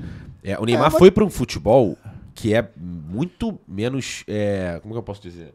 Qualificado, talvez, a melhor forma. A cobrança, o desgaste é menor. Talvez isso seja interessante de um outro lado. Se ele tiver motivado, ele vai buscar, mesmo num clube ou num campeonato que não tem uma repercussão, uma cobrança, ele pode buscar o condicionamento dele propriamente, sozinho, tentando buscar e tentando estar numa performance de chegar no início do ano de 26, a Copa vai ser no meio do ano, não vai ser no final do ano, então ele começar janeiro, fevereiro, sair se preparando mesmo lá. Eu não sei se ele vai ter contrato lá, ou ele tentar nesses 4, 5 meses pré-Copa entrar num clube que ele possa ter uma cobrança para que ele possa ter resultado. O contrato dele, se eu não me engano, é até ano que vem. Eu acho que é até 25. Metade do ano então, que vem. ele deve estar se programando. Agora, só tem que ter uma coisa, chama-se motivação, que é o que eu consegui com que o Ronaldo tivesse depois de praticamente 2 anos parado e chegar na Copa do Mundo de 2002 com performance. Ele olhou no teu olho e falou que queria também, né? Mas é dele, né? Aí tem que ver se... É disso que eu tô falando. Eu senti... Lucas falando que o Neymar... Lucas, senti isso, porque, cara, beleza, a vida do Neymar fora de campo é uma coisa, dentro de campo eu tenho a total consciência do que ele é pra seleção brasileira. A gente tá vendo isso na Copa América. A falta que ele faz. A Copa de 22 é a prova de que o Neymar tentou ganhar uma Copa do Mundo e deu o seu máximo. O que eu vi... A de 18, aí eu acho que ele também tentou ali... Mas a seleção da Bélgica realmente ganhou a gente ali, beleza, tudo mais. A gente tentou, inclusive tinha sido pênalti, beleza. Mas em 22 parecia que ele estava com essa vontade. E essas lesões, 1 ano parado, sem jogar bola... É difícil. Gente, isso é muito Se a autoestima dele não tiver boa, é complicado. E aí, ele comentou também não só do querer, mas tem a parada da noite ali, vai. Tem a noite. Você comentou do Ronaldo, no Carnaval... E a gente tem muitos casos de jogadores, talvez aí como o Adriano em 2010. Isso. Tem a situação, sei lá, recentemente John Kennedy. Tem uma galera, tem o Lucas, eu, que não sou um atleta, mas eu gosto de tomar uma gelada. O quanto interfere em campo? Eu acho que você tem que entender uma coisa. Quando você vira jogador de futebol ou qualquer atleta, a tua vida paralela, ela não é evidente que ela não vai parar de existir. Porque... o fato de você ser atleta não significa que você vai ficar em casa achando que o mundo vai passar. Você tem a tua idade, você tem os teus hormônios, você tem as facilidades que a posição. Agora você tem que criar mecanismo de saber bloquear isso. Porque se você entrar num ritmo alucinado, com certeza atrapalha. Quando colocam um jogador... É porque, assim, eu concordo muito com uma frase que o presidente do Fluminense, Mário Bittencourt, também usou, que eu não tô lembrando bem, mas é parecido com o que você usou. Quando tá mal, tudo é motivo. Tudo é falado. Não. Se tivesse bem não, então eu acho que não tem que ser rotulado o fato de ver o fulano tomando uísque, o fato do fulano tomar uma cerveja, o fato do fulano estar tomando um vinho. Ele é que precisa criar, ele, atleta, uma imagem de que ele é capaz de fazer as coisas moderadamente e poder ter uma vida atlética boa. E aí, quando ele faz isso, as pessoas não reclamam. Você não tenha dúvida que aquele time do Flamengo famoso de 1981, de 1980, essa turma saía, essa turma ia se divertir, essa turma se encontrava, que o nosso time de 92, no qual eu participei ativamente, as meninas saíam, que o Júnior sempre gostou de um pagodezinho, que ele sempre gostou de tomar uma cervejinha. Agora, amigo, isso não é só no futebol. Isso é o que nós estamos vivendo hoje da turma nem, né? Nem estuda, nem trabalha. Entendendo? Eu, às vezes, fico abismado com o volume de pessoas jovens que eu vejo na praia às 10 horas da manhã, numa segunda-feira. Eu digo, meu Deus, porra, eu fiquei na minha vida quase que eu juro a vocês, quase que uns 20 anos sem saber o que era a praia. A melhor profissão do mundo é ser herdeiro. Porque trabalhava e você não tinha horário. E hoje você olha, pô, e tu passa, porra. Não sei como é que nego arruma grana, não sei. Herdeiro. Doutor, eu queria trazer uma frase aqui. Em 2010, aquela história do Adriano, né? O Adriano estava enfrentando um problema com bebida, né? Até o Dunga estava na seleção. Aí tem uma frase que o senhor fala assim, que jogador não bebe. Você conhece algum? Se as pessoas forem se preocupar com isso, é melhor acabar com o futebol brasileiro, com o futebol mundial. Essa frase na época deu algum problema? Você se arrepende? Não, de jeito nenhum, eu continuo dizendo. Hoje em dia esse discurso ele teria que ser mudado? Não, eu acho que não, desde que ele tenha responsabilidade. Por que eu vou proibir o sujeito de sair com a sua família, de sair com a sua namorada, de sair, enfim, para uma vida social e ele beber? Você não tem que proibir, desde que ele cumpra as obrigações. O que ele não pode é se exceder. Todo mundo fala isso, beba com moderação, não sei o quê, mas essa é a grande verdade. 80 mulheres, Entendeu? Então, essas coisas que você tem que... tem bebida. Você tem que entender. Agora, as pessoas têm que entender que vida de atleta com noite sempre vai dar confusão.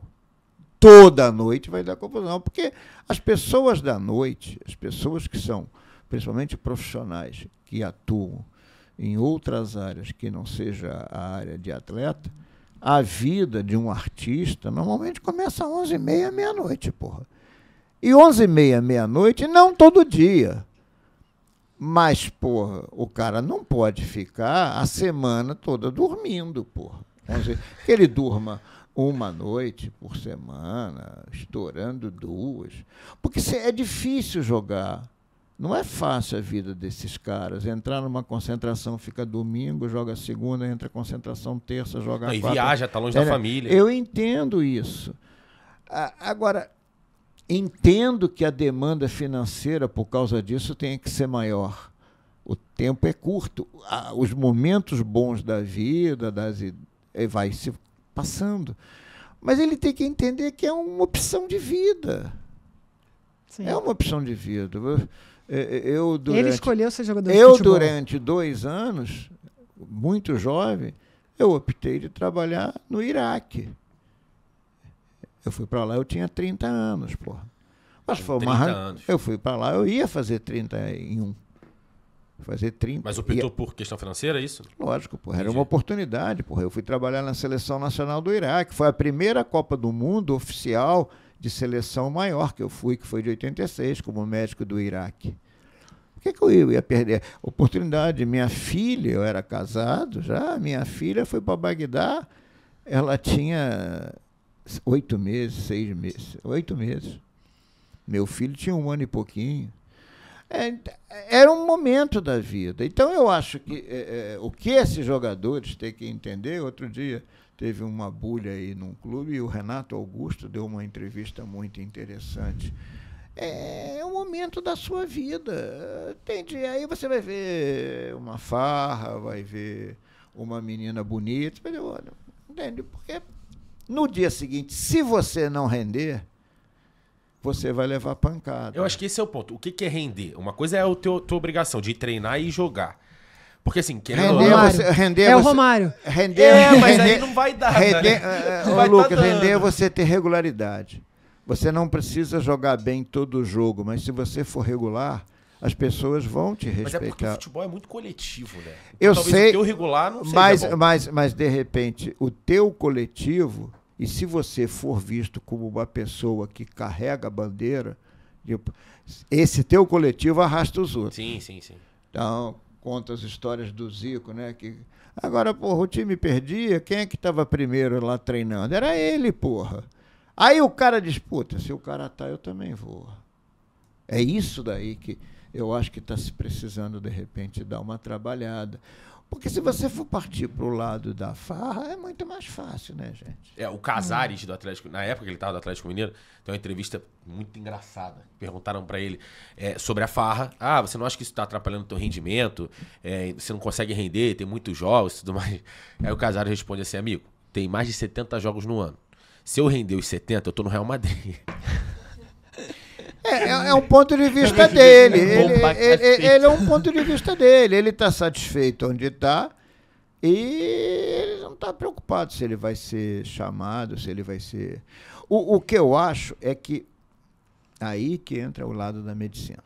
Estão tentando encontrar soluções que não vai funcionar, porque, na verdade, o melhor recover que tem para o jogador é comer e dormir. Esse é o grande recover. Aí fica com uma porção de coisas novas que a indústria lança, que as empresas lançam, e que o resultado é o seguinte: porrada de lesão muscular, porrada de lesão de ligamento, porrada de torção, tanto quanto era antigamente, que não tinha isso. Então, na verdade, o que você tem é tentar mentalizar o seu grupo, e aí que eu falo que a grana está atrapalhando.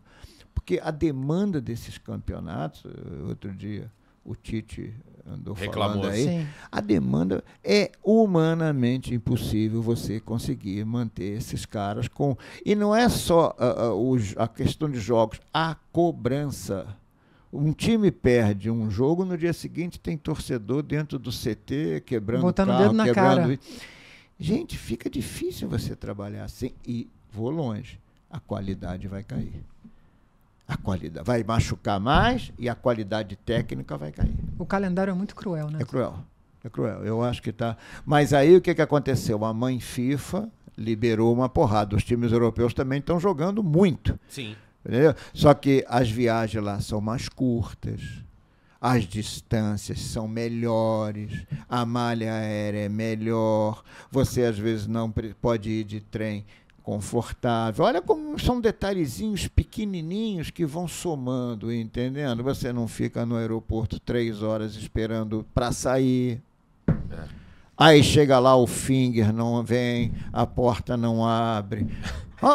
Vai somando. A gente viaja, fica quando chega no avião, que começa todo mundo ficar em pé no corredor, aí começa aquele negócio. Outro dia eu fiquei quase que 25 minutos para esperar chegar a escada.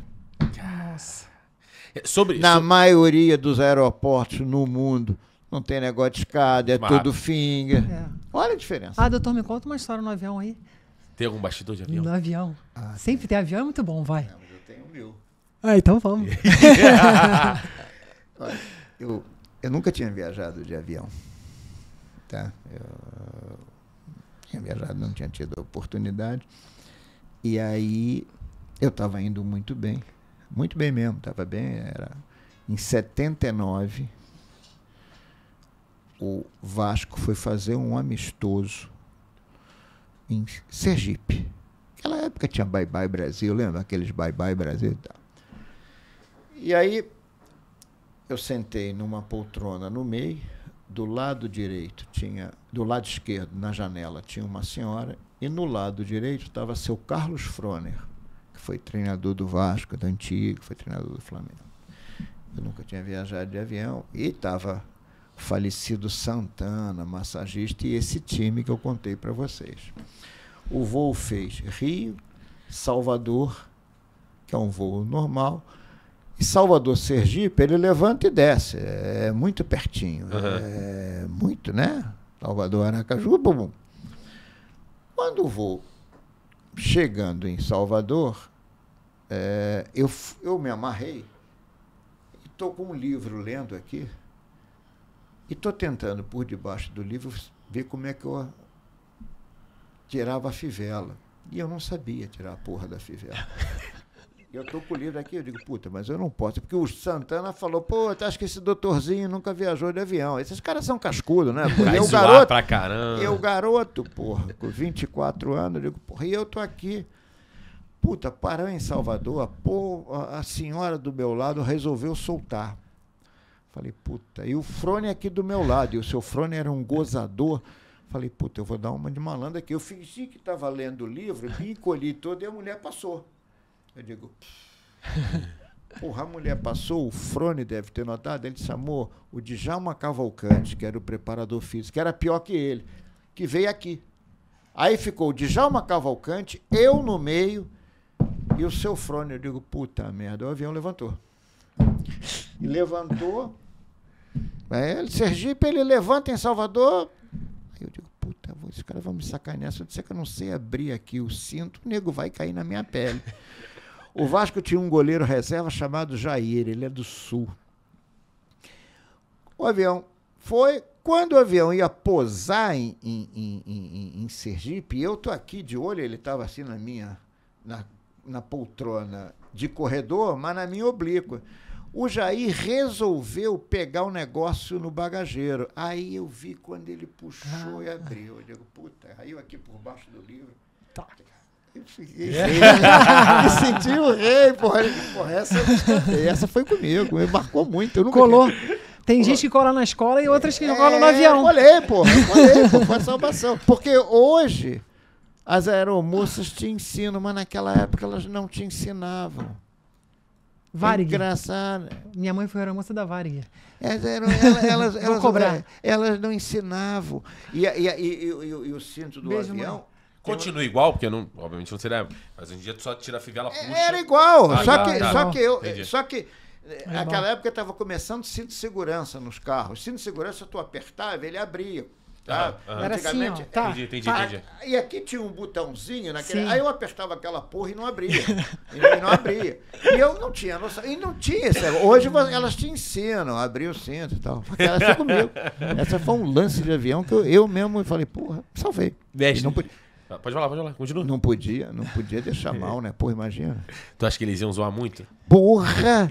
Ia ser um prato feito, cara. Quem foi que zoou? Foi o O doutor Olivinha, sabe né, que tudo de falou, né? medicina, mas não sabe tirar o Não, cinto. uma fivela Não ali. sabe tirar o cinto. Malandro, eu começando na profissão com esses caras que eu te falei, Orlando, Abel, era esse cara que eu tava Se viajando. tiver Leão. que operar, é tranquilo. Imagina mas tirar o cinto ali. Leão e o que eles iam me sacanear. Porra! Mestre, eu tenho um dos ídolos de futebol pra mim, talvez um dos maiores que eu vi jogar, que foi o Ronaldinho Gaúcho. Eu queria muito, pode ser breve também, uma opinião de quem tava do lado dele, cara, pra um fã, de como era o Ronaldinho Gaúcho nos bastidores. Eu sou muito fã do futebol do cara. O Ronaldinho era sensacional, assim. O que ele fez em campo, pra mim... Eu vou me dar o rosto de te mostrar um negócio bem recentinho aqui. Olha só. Mas bem recentinho, deixa eu só chegar aqui. Pra mim, o jogo que eu mais vi de um homem jogar bola foi dele contra o Real Madrid. Eu vi que ele jogou ao vivo, graças a Deus. Ele e o Neymar. Ele fez agora as faltas, o pessoal deita por causa dele. Né, na no, cobrança de falta. contra o Flamengo. Essa é de quase um mês atrás. Ele e o Parreira ali, né? Isso. Que irado. Nesse jogo que teve agora, que fizeram. Beneficente. Futebol solidário. Isso aí. Isso é um parceiro. Ele Sério. foi legal. Nós nos encontramos nesse jogo, me abraçou, chorou, disse, puta, eu lhe devo muito. Cara, ele chorou contigo? Chorou. Que irado. É gostoso, comigo, com o Parreira. Mas O Ronaldo, ele foi meu jogador na seleção, desde garoto. Tem aquele jogo clássico contra a Venezuela, nessa Copa América em 99, que ele fez um golaço. Então, o irmão dele, o Assis, foi meu jogador na Sub-20. O Assis, ele fez uma apendicite, uma vez na Granja com o Mari, e nós internamos ele lá em Teresópolis, ele operou. De vez em quando eu encontro o Assis, mais aqui na Barra da Tijuca. E é um menino, é um doce de menino. É um doce de menino, é grupo, é amigo, é um cara que, além de tudo, jogar muita bola. Ele era grupo, que isso é outra coisa que você tem que ter, sabe? Quando você tem jogadores que se encaixam, em que um cobra do outro, mas cobra no bom sentido. E o Ronaldo tinha essa característica. Aí falam muita coisa, né? o ser humano, quando Falou vê muita um coisa. outro crescer, falam muita coisa. E ele me mostrou a foto, ele está com o filho dele jogando no Barcelona. Que irado. O filho dele jogando Sabia, no não. Barcelona. Também não sabia, ele me mostrou agora nesse dia que nós fomos. É um jogador, tecnicamente não se discute, como ser humano fantástico, agregador, fazia as farras dele, mas dizia, doutor, vou segurar quando ela treina, às vezes de manhã e de tarde, doutor, me segura aqui de manhã que de tarde eu estou dentro. Não precisava se preocupar, amigo. Não precisava se preocupar. De manhã ele ficava no cantinho dele, fazia um trabalhozinho menor. De tarde ele almoçava, ia para o treino, treinava, se dedicava. Nunca tive trabalho com ele. Nunca teve. Pô. Nunca tive trabalho com ele. Esse quando ele falou eu te devo muito, é por quê? É porque a gente segurava essas barras. Ah, tá. A gente segurava essas barras. E aí Porque falava a que dá- cabeça como é que do dava treinador, satisfação? a cabeça do treinador, ou às vezes de algum preparador físico, tem que treinar. Ih, não é assim, gente. Vou contar uma história para Olha. vocês rápida, boa. Vou te contar a história depois do jogo 3-2 que nós ganhamos em 2005 a Copa das Confederações, Olha. que ele estava. Sim, sim. Ele, a Adriana, era um time. Agora tem uma mania, negócio de gelo, né? Entrar na banheira de gelo. Isso é fisiológico, cada um respeita. O Dida, sabe o que o Dida fazia depois do jogo? Ia pra sauna. Eita. Ele O perdia Dida. mais? O Dida, depois do jogo, ele ia pra sauna. Pra quê? Gostava de ir pra sauna, porra. Que loucura. Ele perdia, desidratava mais. Ele Depois gostava já- de ir pra sauna. É porque goleiro também não Ele não gostava. hidrata tanto, né? Tem jogador que gosta de ir pra banheira de gelo. Tem jogador que detesta, porra. Aí, essa história é muito engraçada. Nós fomos o primeiro, antes de começar o jogo contra a Alemanha, tá? Porque foi a Alemanha, nós ganhamos de 3-2, a Copa das Confederações foi na Alemanha, Aham. e depois veio o jogo contra a Argentina, que a gente meteu 4-1. Eu estou vendo o Guilherme era o administrativo, antes do jogo, com o celular, porra, pra lá e pra cá, pra lá e pra cá. Eu falei, porra, Guilherme, o que você tá fazendo? Puta, o Muracy Santana, puta de um profissional, Muracy mandou comprar 100 quilos de gelo, que os caras amanhã, ele vai acordar os caras e vai botar dentro da banheira. Eu falei, caralho, 100 quilos de gelo. Eu falei, não, para essa merda, para essa porra, compra nada, compra porra nenhuma. Mas era assim que a gente fazia. Aí chamei o Américo Faria, que era o diretor, né? Falei, Américo, ó, aconteceu isso, eu brequei. Porque eu não fazia também as coisas... Claro. Jogo contra a Alemanha, foi uma pedreira do cacete, ganhamos de 3-2. Terminou o jogo, peguei o velho professor Parreira aqui, parabéns, professor, então, professor, tem um negócio para lhe falar. Ó, assim, aconteceu isso, e eu falei não. Ele falou, porra, o Muracy com essa mania desse gelo e tal, pô, você tá certo. O que você acha que ele tem que fazer? Professor, libera os caras, professor. Deixa os caras ir pra rua, porra. Deixa os caras ir pra rua, professor. Larga esses caras que, porra, eles estão precisando sair, puta. Comemorar A a gente vitória. estava em Colônia, o Frank, sei lá que buraco, a gente estava, porra, as alemães lá, doido para arrumar um namorado. Deixa os caras aí para rua. Meu irmão, deixamos os caras aí para rua, liberado até o dia seguinte, hora do jantar. Qual foi o resultado do jogo? Com Veron, Riquelme, eles doidos, eles tinham levado todos os melhores jogadores, levaram as mulheres dos caras, os caras estavam com a família lá, eles sabiam e achavam, porque a gente estava sem Ronaldo, Sim. a gente estava sem Roberto Carlos, a gente estava sem Rivaldo, a gente estava sem Cafu, ele falou, puta, vamos enfiar Amassar o- esses brasileiros. Tomaram de 4.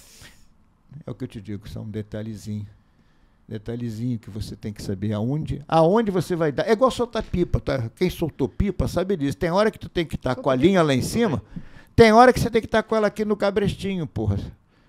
Você segura no cabrestinho, senão eu E é morei. muito isso, né? Eu Dosar, nasci. né? É dar, receber, dar, receber. Mas o é tempo isso todo. que você faz, entendendo? Grupo o tempo todo, comprar mas o com grupo. respeito. Mas com respeito. Ele tem que saber que a hora que você disser não, é não.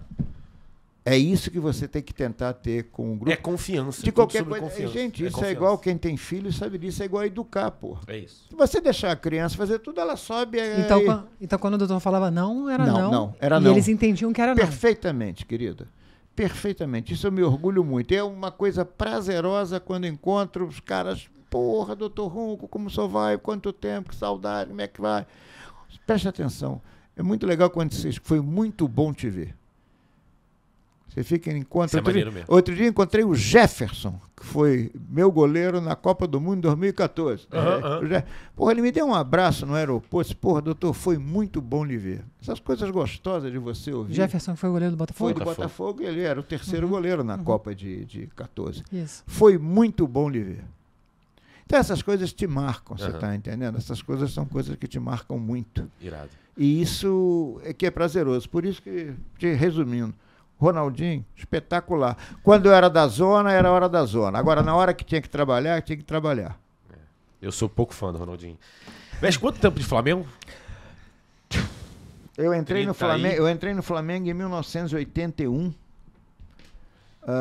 34 anos. Mas tive 2 saídas.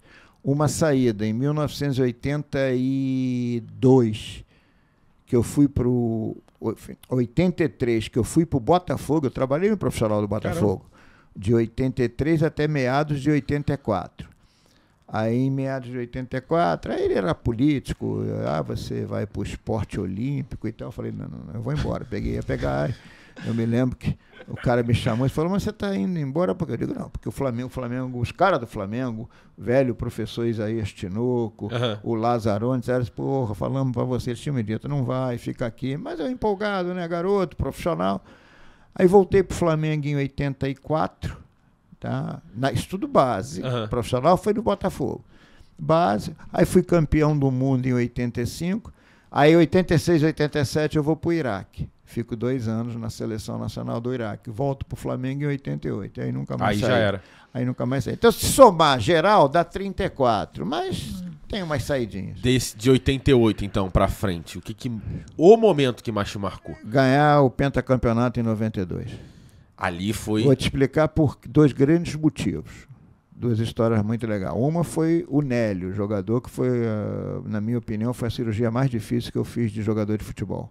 Porque ele rompeu, aquilo era uma lesão grave, ele rompeu todos os ligamentos do joelho. E numa época que você não tinha essas facilidades que você tem hoje e tal, a fisioterapia tinha suas limitações e a gente recuperou ele. E a outra história muito marcante, o primeiro jogo nós ganhamos de 3-0. O segundo jogo, entre o primeiro e o segundo jogo, o Júnior nós jogamos domingo, ganhamos o jogo, segundo era folga, na terça-feira o Júnior se apresentou com dor no reto anterior. O reto anterior é o músculo da frente, é o músculo do chute. Entendi. Falei, pô, Júnior, vamos aguardar, vamos tratar. Assim, foi terça, foi quarta, foi quinta, ele não treinou, só fazendo tratamento. Na sexta-feira, ele estava com dor ainda. Eu falei, porra, Júnior, você está com dor ainda, tá difícil.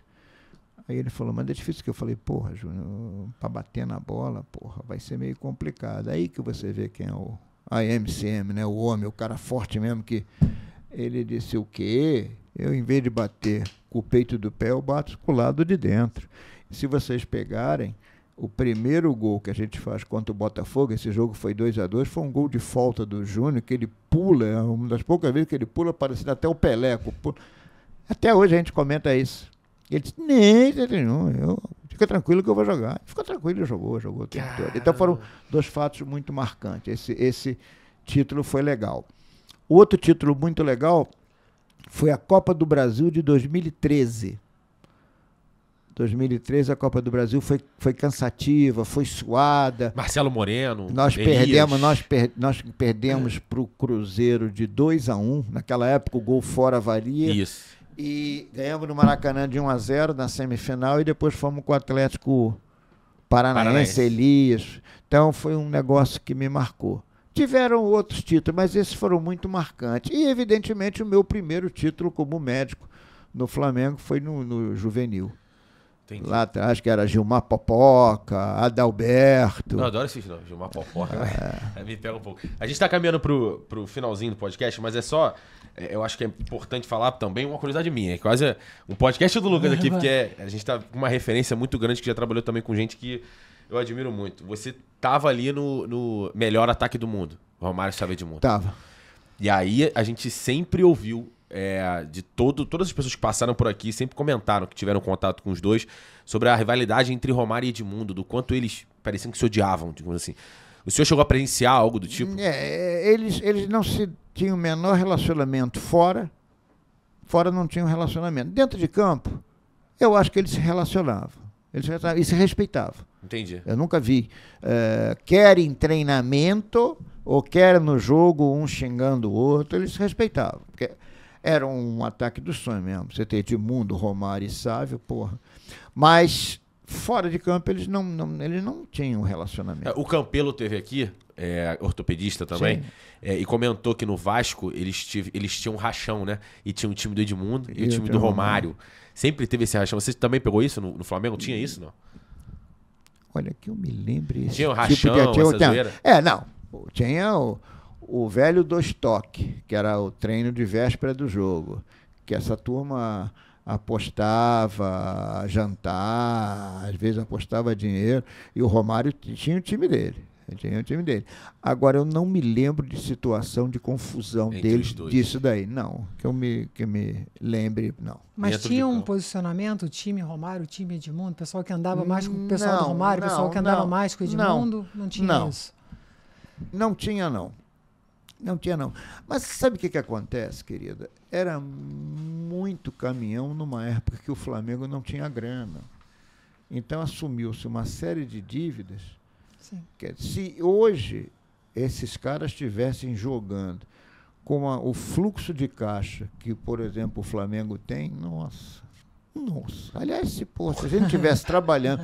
No meu tempo, o jogador do Flamengo uma vez se machucou, não tinha como carregar, eu carreguei num carrinho de mão. Foi notícia de jornal do Paulo Vitor. Eu lembro.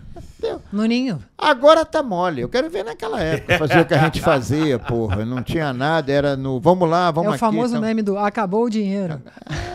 Entendendo? Mas fico orgulhoso dessa época, sabia? E fico triste às vezes quando algumas pessoas que estão vivendo essa época atual esquecem do que a gente fez para poder chegar agora. Você só chega agora porque teve passado. E tinha gente qualificadíssima em todos os setores para poder chegar onde nós chegamos. Samba Enredo da Estação Primeira. Respeite quem pôde chegar onde a gente chegou. É isso aí. Estação Primeira de manhã. Essa é uma realidade, porque é muito fácil você hoje cacarejar, mas com as coisas todas montadinhas. Eu quero ver pegar como a gente pegou. Ali era duro, ali era pedreira, filho. Era pedreira, não tinha remédio, você tinha que pedir favor a não sei quem, pede isso aqui. Era duro. A gente vai encaminhar para brincadeira. A gente tem umas brincadeiras também que a gente adora fazer. Tem 2 quadros aqui legais. Mas antes, a última pergunta que eu tenho teve uma situação envolvendo o Márcio Tanuri do Flamengo. Porque o Márcio Tanuri, querendo ou não, é uma referência para amigos flamenguistas, não? Não. Márcio Tanuri é um marqueteiro. Você acha que ele é um marqueteiro? As siglas é DM, Departamento Médico. A sigla de marketing também é DM, Departamento de Marketing. É verdade. É isso, só tem que falar isso. Tá bom. Então bora pra brincadeira. Vamos? Aqui, passa aí. A gente tem uma das brincadeiras que se chama Basti Volta, de Basticast. Eu tô com o Basticast do Olivinha na cabeça. De Basticast. Basti Volta é assim, a gente vai falar uma palavra pro senhor e o senhor devolve com a primeira coisa que vier na sua cabeça. Pode ser uma palavra, uma expressão, uma frase. Eu sempre dou exemplo e sempre me zoo o que eu falo. Por exemplo, podcast. Aí você fala luz ou estúdio. Primeira coisa que vier na cabeça. Aí vamos só... Pode deixar direto nele, tá, jogador? Vamos até aqui. Aí tu puxa aqui e eu puxo aqui. Pode ser? Pode. 2, 3 e Basti Volta. Seleção brasileira. 70. Flamengo. 92. Ronaldo Fenômeno. Fenômeno. Olimpíada. Aqui eu não ganhei em 2012. Medicina esportiva. Todos os profissionais que trabalharam decente. Copa de 2002. Recordação eterna. Copa de 2014. Tristeza eterna. Neymar. Belíssimo jogador. Renato Gaúcho. Irmão. Rivaldo. Um fã e um admirador. Ligamento cruzado anterior. Me fez ter a vida estabilizada. A ausência dele, no caso, né? Pubalgia. Hoje tem várias técnicas que permitem que não se chegue a ter a pubalgia. Copa América. É uma competição interessante. Márcio Tanuri. Não falo nada. Ronaldinho Gaúcho. Irmão, Obina. esse foi o sujeito que mais me cobraram na vida quando eu operei. Todo mundo queria saber quando o Obina ia voltar. Falando de Flamengo é grande. Tá bom, baixa e volta. Doutor, eu queria perguntar um pouco também sobre o Renato Gaúcho, né? Você tem uma relação longa com ele, operou ele 5 vezes. Não, o Renato Gaúcho não é só operação longa. Vocês vão me permitir contar uma história que eu tenho um livro. Eu fiz um livro. E no livro eu conto, porque é uma realidade. Durante um momento da minha vida, que eu estava passando uma situação complicada, quer na vida profissional, quer na vida pessoal, matrimonial, que para estar 45 anos casado, você tem que entender que essas coisas são complicadas. E um dia eu tinha operado ele e a minha mulher é anestesista. E ela fez as anestesias do Renato todo. E ele adorava a maneira que a Lúcia conduzia a anestesia com ele. E ele me viu numa situação difícil. E ele me perguntou, você está triste? Falei, não, não estou legal, não estou me sentindo bem. Porra, doutor, fala para mim. Falei, Renato, tá pegando aí uns negócios e tal. Eu tinha feito uma compra de um apartamento e o negócio já estava caminhando para um litígio de briga e eu vi uma outra oportunidade de comprar um outro apartamento e, de repente, tentar conciliar, não ter o litígio ou, pelo menos, se tivesse, ficava morando perto. Conceitos de família, conceitos... Aí ele falou, doutor, o senhor está saindo, o senhor está com um problema sério, me conta. Aí eu contei o meu problema.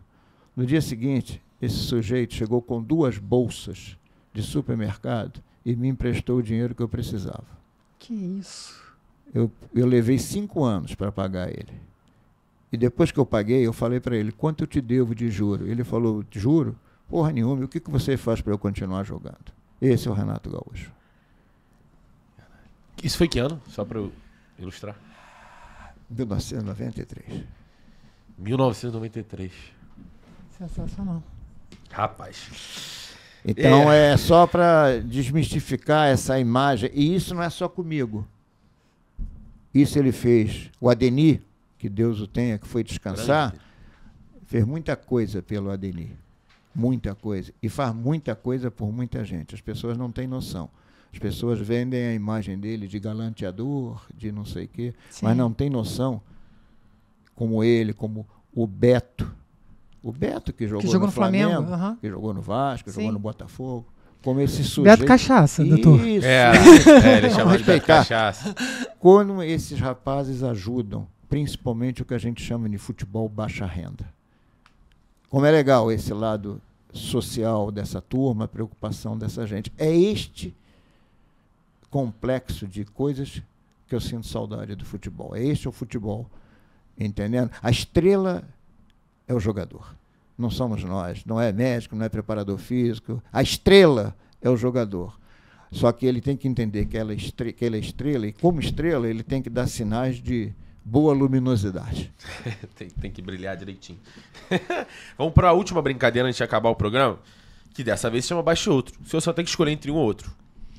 Então vamos aqui até aqui, assim, ó. Eu puxo dessa vez e tu termina. Tá bom. Baixe outro, doutor. Zidane ou Ronaldo Fenômeno? Vou ficar com o Ronaldo. Landim ou Bandeira? Não quero me envolver nisso, não. Pubalgia crônica ou LCA? LCA. Parreira ou Filipão? Os dois. Tafarel ou Dida? Dida. Pedro ou Gabigol? Eu fico com o Pedro. Cristiano Ronaldo ou Messi? Messi. Júnior ou Roberto Carlos? Júnior. Zico ou Ronaldinho Gaúcho? Os dois. Empate. Os dois. Tite ou Dorival Júnior? Os dois são meus amigos. Também não vou entrar não em dá. mérito. Não. Tá muito em cima do muro, doutor. Não, vou ficar. Tem coisa que eu não vou responder. Romário ou Edmundo? Romário. Tá. Agora eu preciso de uma história, então, de bastidor do Romário. Bastidor do Romário, história de bastidor do Romário. Baixinho, era baixinho, né? Eu vou te contar uma. Flamengo e Campo Grande. Pô, eu vou lá atrás, hein, pô. Campo Grande jogava. Flamengo e Campo Grande. Aquecimento para subir no Ítalo Del Cimo. Que era um vestiário do outro lado. Pô, ruim pra cacete. O Ítalo Del Cimo, o campo de Campo Grande? Eu joguei nesse campo. Lá vem. Juro por Deus, desculpa, eu parei a história, mas eu já joguei nesse campo. É horroroso. Eu joguei nesse campo, pô. Eu posso te mostrar foto depois, vai. Aí segue. Vou cobrar. Tamo todo aquecendo e tal. Súmula, naquela época tinha súmula, todo mundo assinava a súmula e tal, não sei o quê. Aí a importância do médico, contar uma historinha rápida. Você sabe que essas duas pessoas que assinam súmula desde que o futebol é futebol? Que assinam a súmula do jogo? Lá atrás, mas quando começou, sabe quem? Agora não tem mais, mas naquela. O Médico e o treinador. Olha como é que o médico era importante. assina E tem mais, sabe quem é responsável por contratação de jogador para que ele seja. Você escuta aí no BID, não sei o quê e tal. É o médico e o presidente do clube. Olha a importância do médico. Fala, tá nos exames físicos, né? Falam disso. Tem que ser aprovado nos exames. Tem que ser aprovado, isso aí. Bom, então estamos tudo pronto, súmula, tudo pronto e tal, não sei o quê. Porra, ele foi subir a escada do estádio. Ai, doutor! Ih. O que foi, Romário? Porra, não dá. Tá me doendo muito. Eu falei, porra, Romário, cacete, tu tá na súmula. Não dá, porra. Aí tinha um santo remédio naquela época chamado Voltaren. Falei, Romário, é um Voltaren na tua bunda e tu vai entrar, meu irmão. Vambora. E ele foi e fez gol. Então foi uma história muito legal dele, entendeu? Eu volto a dizer para vocês o seguinte, esses jogadores tidos como... Era mais simples, né? Tidos como jogadores fenômenos, eles têm essa característica. Às vezes eles dão uma desviada na curva e tu não espera que o cara vai fazer isso, mas ao mesmo tempo ele te dá uma resposta, principalmente se ele tiver confiança em você, muito positiva. Bom. E isso dá saudade dessa galera, né? Dá, porra. A gente precisa de mais Romário. Muito, Precisa de mais Ronaldo. Muito. A gente precisa formar, querido. Né? O Brasil perdeu para o Irã na Sub-17 e perdeu para Israel na Sub-20. O Brasil precisa formar de novo. Doutor, gostou do papo? Muito bom. Estamos chegando ao final. Sabrina Grimber. Que honra. Gostou do papo? Gostei. Foi bom pra você? Doutor, muito obrigado. Que isso. Foi maravilhoso. Espero que tenha Obrigado, doutor. dado o que vocês precisassem. Não, foi maravilhoso. Na minha época é Bezetacil. Quando eu tô com a 12 na lombar é Bezetacil. Só não faço gol. Rapaziada, espero que todo mundo tenha gostado. Não esquece de compartilhar esse vídeo com todo mundo. É muita história boa. Claro, se inscreve no canal e até a próxima. Valeu!